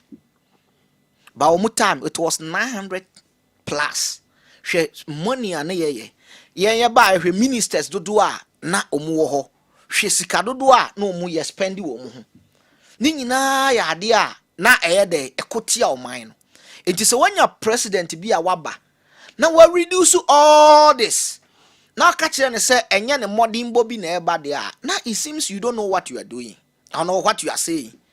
Usaba monetary policy na ene ye wura to force na no some my friend back on related was even 31st na to forcing or office ye adwuma se ne be ya economy ne begina enti se na munim sa galam say itu asem ka ena muja ye de a ene eche se munim ne mo ye because galam say de ye ka mu kinkon de a omo pen so ene na ye west eti aden o man timi amfa sa gold ni bi entimi ansolve ye crisis ane ye de ye wo mu no enti sa na omo bi say de wo betena ana wo opportunity na wantimi anka asem a ebe convince ni pa then it means you don't know what you are saying. Because on my way your team no say galam say no enye even say granted say NDC tukura na enye NDC time ye tu galam say o muta mutu bi nti mudi an mutu ana gold no mudi gumboto ma na mudi ye den enu nti obi aba na wanya idea o timi de and you know what in life change is very important. Even ade bi a wo ye no unsa wo sa nipa no ba there is an energy. So you could see the energy from NDC na yedi ye adwuma no operation no rest. And ade ba ko a e wo se Ghana fo hu ne se ene NDC bench na egu no e doso enu nti NDC mpanyimfo na omanya opportunity no obi anu a order. Everybody is working. Look at the tall guy na yedi combat Abrantia no call one the way was ya reforming. It is when you see all this. Now you say, and yeah, modern body, then it means wouldn't near where there. Oh, yeah.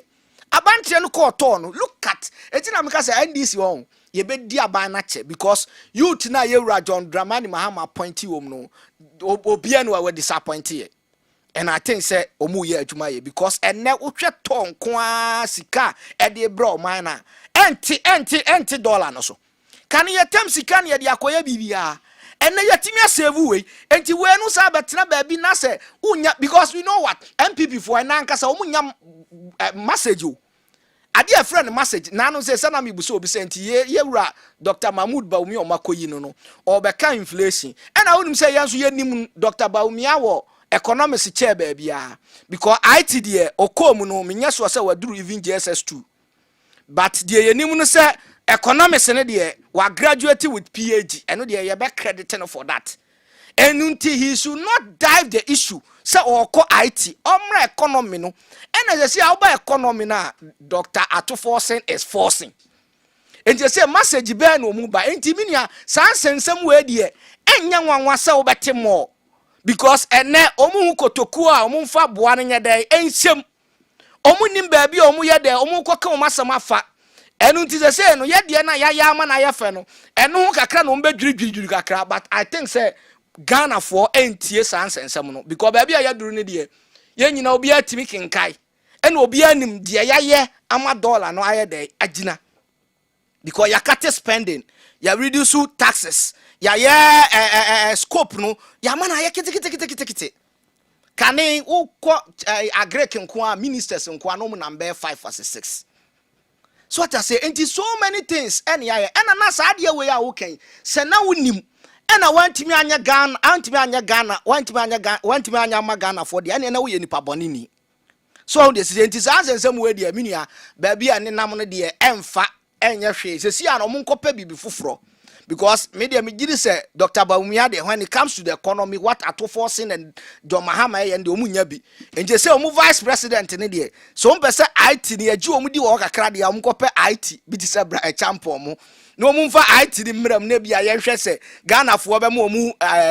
we mu nya 38% so be mu omu 42% dia na IT ni the 3 abeka ho but when you talk about the economy dia Yewura Mahmoud Dr. Mahmoud Bawumia ontimi mfa ba akokra meka ho because all the indicators na wo nyina solid. Back to Galamsey issue no. Osemo mo share bosse oba butu ase mampeni mahama mampeni na na do declare state of emergency. Ba eno de mo yiwani afri sokra. Galamsey issue de minia then time I opposition nyina we preach against it.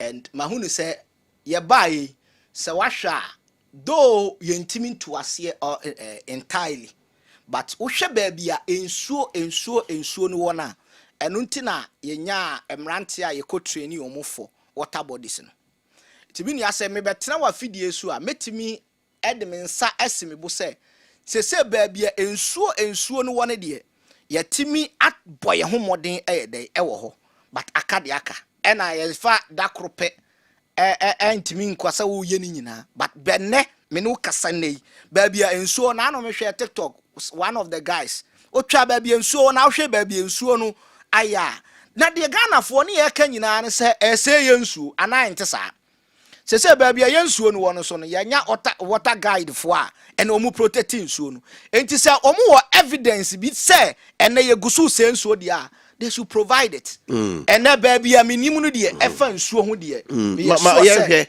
Ye video we enre ya Naimos omo eko achim so chimfo ase area ho no eniema ekoso ho no serious so ho a efidi omo akoje chamfine ene de ehoro gold yi any water pumps, just name them. Say me be watch wa. Enipa omokoto womo a womote ho asabre omo eye Galamsey no. Enipa mako aduonum 50. Na omo eche champagne fidie ya meka se de yi. Omo je champagne no mako aduosonum. Wow. Ena omo che illegal minus mako aduonum. And a platform no the whole gold no omoje mako aduonum 50. Okay. Champagne machine grade 150. And a dredging the omde tunes you no mo no and 75. And a gold platform no 50. Okay. And a nipa omoche omo hwe ene guo no. Wow. Diamond blue water gas are okay. And ra ya.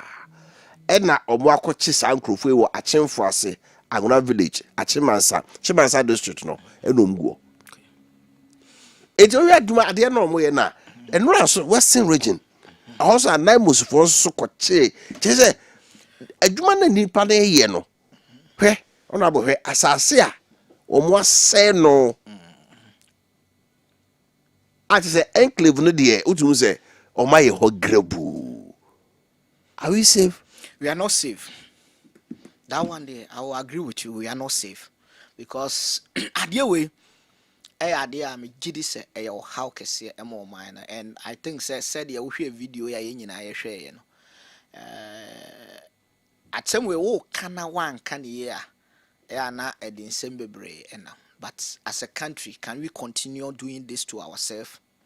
Your mind ye betimi akoso aye say e de ahaye ana e de ahaye ana e de adada ye ho ana and I think say de me hwe I think empanyimfo ana omu wo grants omu hwe say they will make sure say obi bia o yes ade ne bia no omu be ha omu ana be chi omu aba nti mebo omu aba so ene adwuma so a omu kɔ hɔ a omu kɔye but de ye kan nyina say yenso timamufo no I was saying so yeah because so you want to say we are sending abrabo we wo mo do nsa bonkum ni nifa ebedi dia bedum rebi no aduano bedi awie na esade wo hawa ye dey abra nti ye be stress ye ne a ye sa adwuma no so ye ntu ye hofo and yantu ye ho fo a ye be ma omo adwuma no aye dene aye de ama omu ti se de America no adwuma no omu gusu omo ye enti ye ma omo aba so se omu gusu omo ye adwuma no but mo aba mu nye de emu because omu ma omo aba mu bu dia e che se they have defeated them but they should fight till say omu be make sure say yensuo ni nyina aye de abo enti dia wo ka no I think say sad dia bi say what say it's very sad. And I don't use these things as a political gimmicks or something because yenyina no da chibi no oh ya de no anwini nchirima ho a da chibi na ebeto ba ana ebeto obi nti ya de we there is rather unfortunate so still na dawura ye gusu aye bo no amanfo ni bi mu aye asoden so mbe koso aye da aye being MPP being NDC being anybody gidi say the law should deal with them. Sene be ya ye nyina ye de besua ade na timi aboa ma oma no aye de akonanim enti ya mebo maba so e wa adwuma so omo eye sene be ya omaba mu nye de emu but ye ka nyina ne say yenso yentu ye hofo because you know what ukosa side ho na no na me twa TikTok ne ye hwe yi omo say ho ukoduru a iPhone de no eye ade bi kekemu omo na iPhone ye ton say what omo say Galaxy what I say what they say omo de ye omo commendi what I say enti it means say sika na omo nya eno na mo madwene ni nyina ye sika but so adwuma bi ani ho a okoye adwuma ne de senya enti ka so nya Galaxy na ya na nam tiwe ye nyina se kuya ya na ne ye yo because asase ya ye kan ebetimi aye kuya ye bedidi ho forever enti ma be ba bedidi ho forever but ye wo ye de cutting chirimu asusu omuso be enjoy you because ade no to wie na wantimi a rekemi a asase na sei asase ne sei enchirima na ye de fanye ze kue omodue bro dua mo last year omse omunya atofo kokwa akuafo atom koko since November e wode e uni asa de wo kan me tu omi ye koko kua ani se bia kan e no de be sere ne se yenua bema randia be omma ne muso because me ne akuafo ni bi omo ba omo se yenka bi mo not because me ye NDC I said that wo kan no credit no credit yeah because I have to admit that and I could see the president ne bon ho modern ti and I say akuafo no mo doso nti ye ya ade bi a yenya ahwe ye wo ho eho no yenya ahwe ye o yenim se yenua no ba ye eno ma basa no mo be ye no ho bad media bi ade me ka chen se ye di jawa ne ye de asoa etimi mi ye leader bi a o ma me ade a ana wo de position bi ma me a bi hu no se eye responsibility ena me how me see transform me no ena be mama be ye good leader one dey sit here no enti wo nya leader say wo koye na okonya no sochen unko no challenges ni o how ni amane ewum but how obesi transform no ene ye be ka che so ye good leader ti ye be sra akuafo de ne de omo bre me de be 4 bars hyemu a me nsan kan ti mesre se akuafo se ye ba ye nka bi mo so ye be ka bi amomo binim se no kure oka na ekoye mo oman na ye nyina ye benya so aye aba ye de atwa ti ye be sre se ho ne de any galamse nsem no de ye be sre some of them no ye mutimamufo na ankasa na ye nya mindset change ye nya mindset ne se dachi bi in the next year no usi udan na unya wajapade na unya obibi a himfa na bakwa kofa aduane afiri aba abedi because you know what mini bebre na asu di nkomo no se omu se ho no ma beto plot okumase no osifie it is a see an ubesi fie wo kumase no wo wie na se ye kopa aduane ye kopa bro ye kopa manche ye kopa ayi be wo fufu adi abe ya ye bakwa akofa afiri hin eti ya basre and sometimes uhwe bi mu ye giri tika crank wanya crank some say e was say you have to focus on business but still na opase wo say ade ti ya basre se empanyimfo namofo no mo nyire omunya adwumaden omu ye bechi omu bia no me ye sure said ye was omu di asania bia was omu di omu gina bia omu gina because we nya ade a ye beba betena fidie we so ne ya be defend ade we eya ade a ede o how ebebre o man no nti ye nyina so ye nim se ye wura John Mahama o pa o man ne ye no e wo se ye nyina so ye try se ebe ma o man no so aye de akoye aye de ama no because o ye wadun se o de ha no beto papa no so a wa na o de ha no beba beto so ti ye besre se timamufo mo ma ye nyina ye moa na ye nyina ye nya adwen sesaye wa ye kakra eye ba bia ma ye aduru no wanya sika ne bia fa koye business na o man no so nye de enkonanim na nya se enso de no kra de enti na kro no menya nso anom wei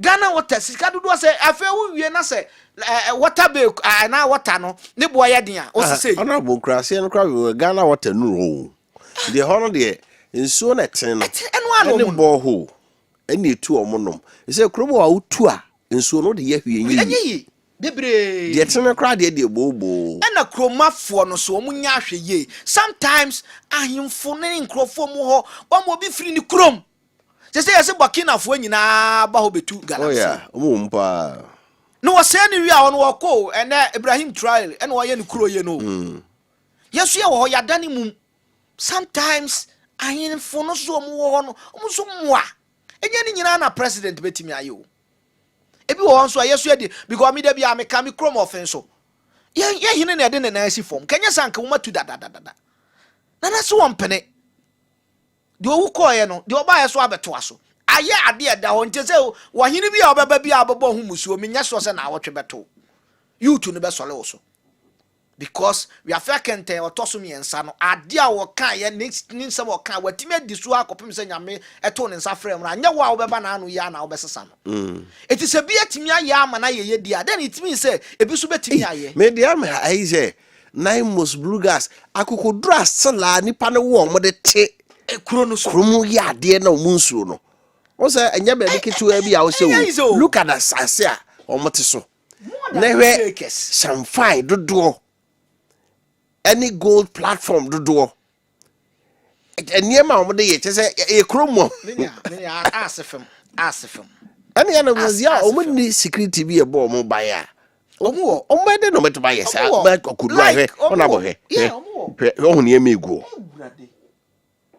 niema o mo de ye galamsey pa egunsuo no so so ha samfai makumaka 150 and a dredging machine 75. But when they say so we be am so mfa nko ba bi nko ede. Mala me be almost no no. So check that. Almost no. Na almost one ashini nyina. Na almost man fa na ho there was a confrontation. Confront no mo de bo ani. It wo ba na also ba be stop adwuma na ye no. Ye ma wo no dey see what we dey look at it. It say ye koya na ye bai. Ana. Asem idie.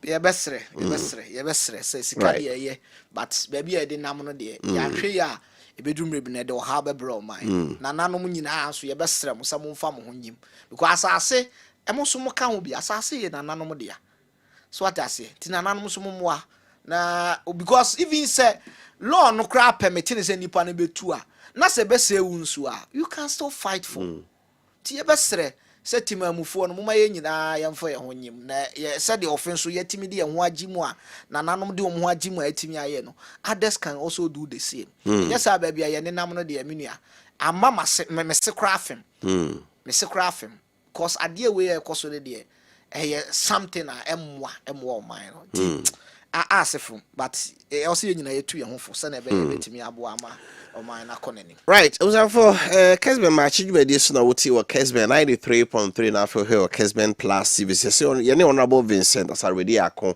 ya or your former parliamentary candidate ma NDC offensive South and na edinkum. Honorable. Na ya tete in from am say regional election ba obe yuti. Me ya eno de say baby a ya soma duru o party ni mo. Me gide say nyame e ya adoma. Ye pese yeso ye ba na ye beboa. Ema vote ye nya no Ashanti region no ebe konanim 2028 ye ho figures a wonya ma party no offensive South offensive South no it was so wonderful, amazing, yeah. You know it's unprecedented. I think say you call Ashanti region yeah about parliamentary candidates no zone 5 I think it consists of about 10 constituencies and I think the Ashanti region me na zone 5 no me na me di first okay our performance mu because I baby are for free any baby di bedru no margin no what was the figures and this people nya say me nya 24,000 some almost 25,000 and Dr. Iy Opokusu nya 28,000 and I think say previous election so now did that and omo number omo twi 20,000 and I'll break you me 3,000 and until me giri say and youth no so pay us and yes I am no we are there for them until they be baby and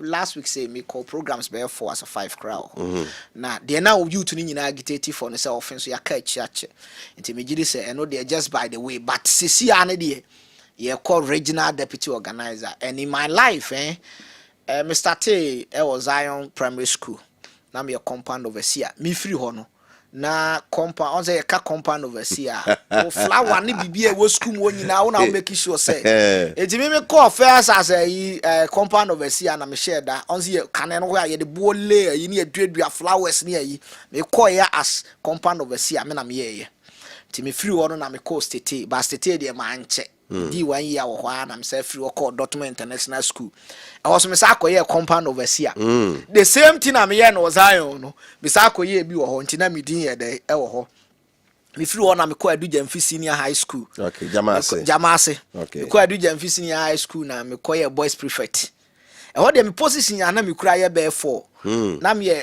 Presby Methodist Students Union omo president na me Gamsu president my friend say school prefect and I'm say SU na I'm say omo secretary okay until you can imagine say me do and we know one thing me call her as boys prefect na school no mo performance ye kotwere wase ya na wo form and me tena se me ya de a me tena se na analyze and na me de aba until me ya na me hunu say de ntia na teachers no students ni nyina say omo student no enye de emu ade enu nti no teacher ni bia anya na dwene say umu ade ono wonfa ho kra onwene ho on the way sitie no nti me be di boys prefect because me ko di boys prefect kra na anya akono nti amanfo mpe na me koje ye ko di boys prefect na me ne teachers no share staff common room and omo kire me kire omo say mahwe school no performance e wo form na me pese me hunu kwan omo be fa so a omo betimi ama me ye time no omo betimi abo ama school no ye performance akosoro the teacher ni ba kumisa che o sorry a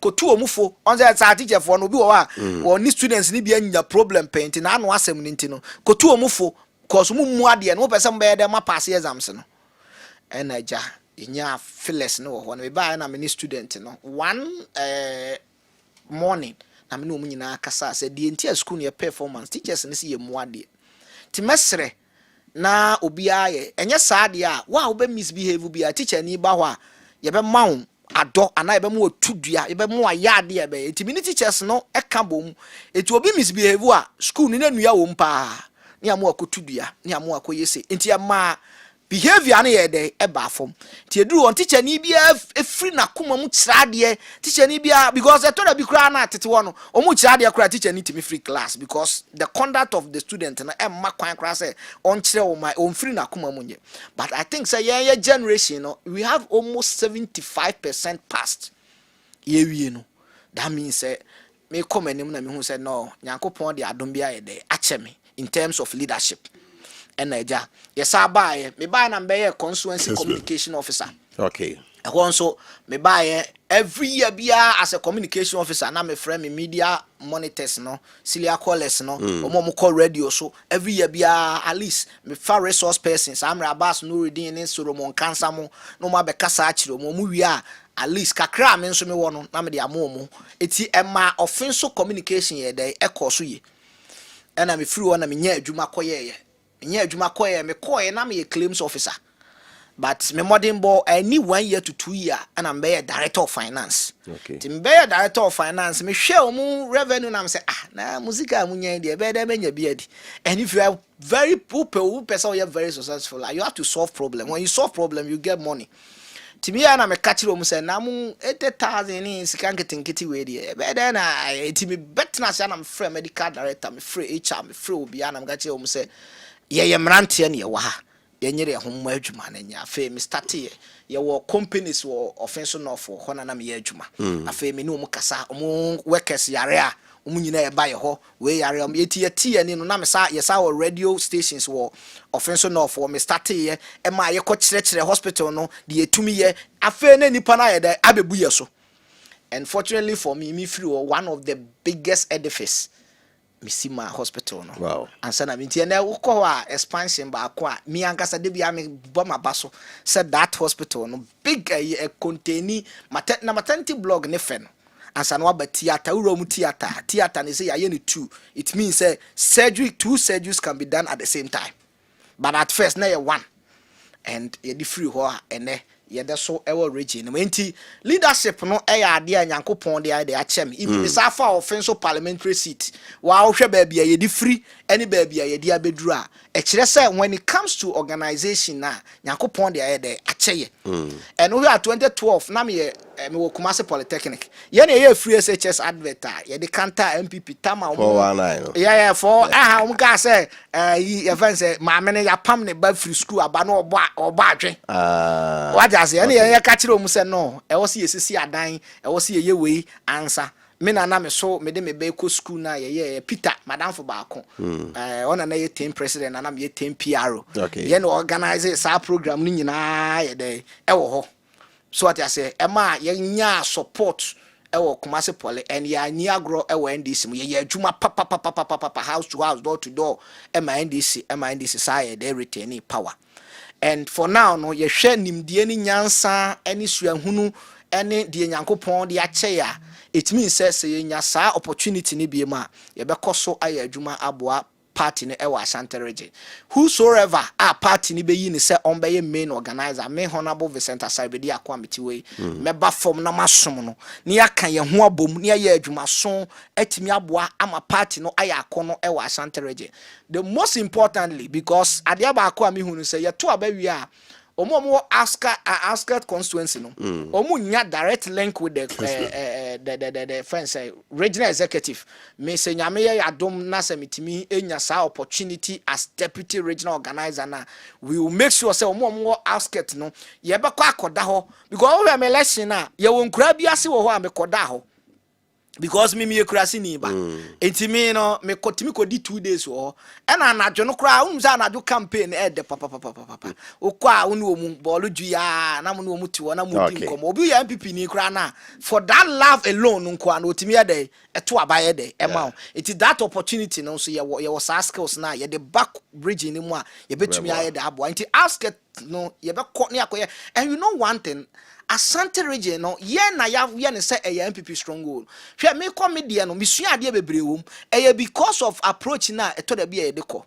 we have believe say baby wo wa ye call mo nto abama ye because ye mfa ye message nko ma o monte yase me lesson time so hwe me dia asori da bia me ram obi wo akasa wie ya o se the way me hwe wano ne kasa kra na meto abama and me a politician na when it comes to insult unya ba akokra mfiri manum is ade a meka ebetimi aboama party na kɔ nanim no na obenya efiri me nkyɛn nti sɛ nyame yɛ adom na yɛ nya saa konya no na yɛtimi bɛyɛ deputy regional organizer na megiri sɛ yɛ organizational skills no what I say yɛ the party no be move from adom mu akɔ adom and I tell you yɛ wɔ other seat a ekakakra bi na nke yɛ offensive north offensive south ene obuase areas ni nyina no ye be mount strategy ye be sa de akɔ second round no ti ye mu bi wa from where we were coming from any baby a yetumi adwuma yetimi ye close to gab no se enya sa opportunity we a ye be ma Ashanti region operation 1 million vote ni de 2028 en sa be kam giri se ni namba ba be boaye because the way o man panyini jo ma ma ebo ayi ni de menya sure say obi a be mix obi a be ba net ni mu ye registration ye sha ase on the 10th February near 30th March wow do NDC bia wow pay NDC bia na ye bia ya tapa mu se wo fro bia no anya no crowd frame a ba bia wo se me lead wo ko bia ma utumi organization no masase it wo frame nko a be mo atro ba bia wo se okoye registration that's part. Honorable Vincent Asarbedi Akon declaration of intent to contest as deputy Ashanti regional organizer for the NDC. Honorable that's it. Right. That's right. That's it. Okay. You have a birthday, no? Good. Okay. You have a birthday, sorry. So the pages why a cradwa. But I mention say ha na e mono papa to party ko pages yenko. Happy birthday, Stronko. Ena medema Ora Anthony Jemfi Ameyao. Ora Anthony Jemfi Ameyao. A constituency secretary or Menchia North. Almost so a 5-star general with the constituency secretary 5 times. The Honorable Ura Anthony Jemfi Ameyao also ne e wa woda Honorable Kwesi Konedu MP for Menhia North for say wo na ye dwuma pa wasomsom pa nti ne wa woda Yakopon Shraw na onye okese pa. Happy birthday to my son Joseph Obrimpon Frimpong. Joseph Obrimpon Frimpong. May blessings follow you wherever you go, and may favor speak for you even when you are silent. Wishing you a year filled with grace, love, and divine protection. May you continue to grow into the person you are meant to be coming from your mom, Vero, on the way, Emma. Happy birthday to Benis Ejewa. Benis, today is your birthday. May your name be associated with honor, favor, and excellence. This new year shall bring growth, progress, and endless blessings. From Director Nat and all the way Emma War. Happy birthday to my beautiful ladies, Janice and Janita Ose Uswansa. Janice and Janita Ose Uswansa. May every step you take be guided, every decision you make be protected, and every dream you carry come to life at the right time. May blessings follow you wherever you go, and may favor speak for you even when you are silent. This is coming from Father Benedict Wofa Kofi, head of audit, multi-credit head office, Bantama. Happy birthday to Angela Edu Jemfi. Angela, today is your birthday. May this new year of your life be full of blessings, good health, and great adventures. Wishing you the happiest birthday from your father, Seth Esiama of Multicredit Savings and Loans Limited. Happy birthday to Priscilla Nana Iya Ankama of University of Science and Technology, Takwa. May your life be filled with moments that warm your heart and people who genuinely care for you. May happiness be your portion today and always. From your mom, Mama Emilia. And I also Eddie way Emma was singing me and your pa. Happy birthday to an inspiring leader, Mrs. Lucy Dapa of Confanoche Teaching Hospital and a lecturer at Wisconsin International University. May heaven smile on your new age today and forever. Your dedication set the standard for our dreams, and we appreciate your mentorship. God bless and lift you higher. From Joyce Ahe and the team. Happy birthday to Cynthia. Cynthia, you are the CEO of Cynthia Sparkles. May this birthday mark the beginning of a fantastic journey that leads you to an even more amazing future. Wishing you a year of new opportunities and thrilling adventures. From Chairman 1 of Atonsu. Happy birthday to Alfred. Alfred, Ashfo Manager, SG Moore Enawo. May your birthday be a new chapter filled with prosperity and happiness. Keep growing, keep shining. Every step you take in the coming year may lead you to a new heights of success. May your birthday be amazing as our friendship. This is coming from Kaninja Atonsu. Happy birthday to Nyamiche Ejapon Stacy. Also, may your special day be filled with love, joy, and everything you've ever wished for. May this year bring you immense happiness and fulfillment. From your dad, Honorable PK, and mom, and on the way and smile. Okay? Right, Yafaka Krebin Twaso Ewa Hanum. Glorious birthday, Enkoma Selina Asumedu, Oye Juma, Oye police officer, Ewo Damango, or say Unyankupon in Shao, na Oma Kwatinting, Oma Pomuding, na Mao and Kwahusain, Oma Sikabibre, Wefri Usu, and Sandra, Almost Star Life Insurance, Dr. Abedi, and Wasan Asia, or the Abre Sanso, and Aaron Kwabena Echampong, wedding Fiancia, Uko School, Najis Angels Education Center, or Class 1A, where free chairman, Echampong, Mansoy to be a MPP constituency chairman, Mosian Kancho say happy birthday. Sanso na happy birthday, Enko Enfama Nyamiche Ejapon Stacy, or say, first Afi, Yankupon Adum, Nedom, and Afi, na Hobam Mokase, and Emra, so, and Afibia Debiam, Onfenyansa. Onfa eniche onfa hoden emfa nhye obrabo mu na won hye da ene da nyina we fru papa honorable PK ene mame ho no say wish you happy birthday sanso na glorious birthday enkoma Asante Minta Junior or 4BN Kumasi o say ene enye da chese ema brightness emra wonim anadwunu nyina enye asomdwe emfa mam ayo future anase wo dachi enye ade a Nyankopon asikro ede amaw naji enhira na free eye one ne won bompa ye de ma nyina se enei kai hu se won edo papa happy birthday enkoma Priscilla Nana ya ankama or University of Science and Technology Takwa o se enei a wudi wa wodai ma Nyankopon hira ɛna ɛntene ɛmoro so ɛmfa ɛma na afei ɛne afei aka nyinaa no deɛ wakoma pɛ nyinaa no ɛmra so weefiri o maame ma Emilia no say we show happy birthday sanso na happy birthday okay we the kind aye to offer your fancy. Right, it was for hard so on behalf of the morning crew, made up of Kabaro Sudan Kwa, Malam Yaya, Rastafan Kwa Chip, and I feel Sami or control sound my meeting, Wofa Kofi Appiah, sorry, so say Joe Lakaya Crado, your day, I could even submit for that in a brow. Yami had much now, we saw a beauty at night, another exciting edition of March New Media so a bro ye na Michia Obapa Efia Sewa, a woman. Honorable Francis also a child who for MP for Jabe for the First Lady of Jabe.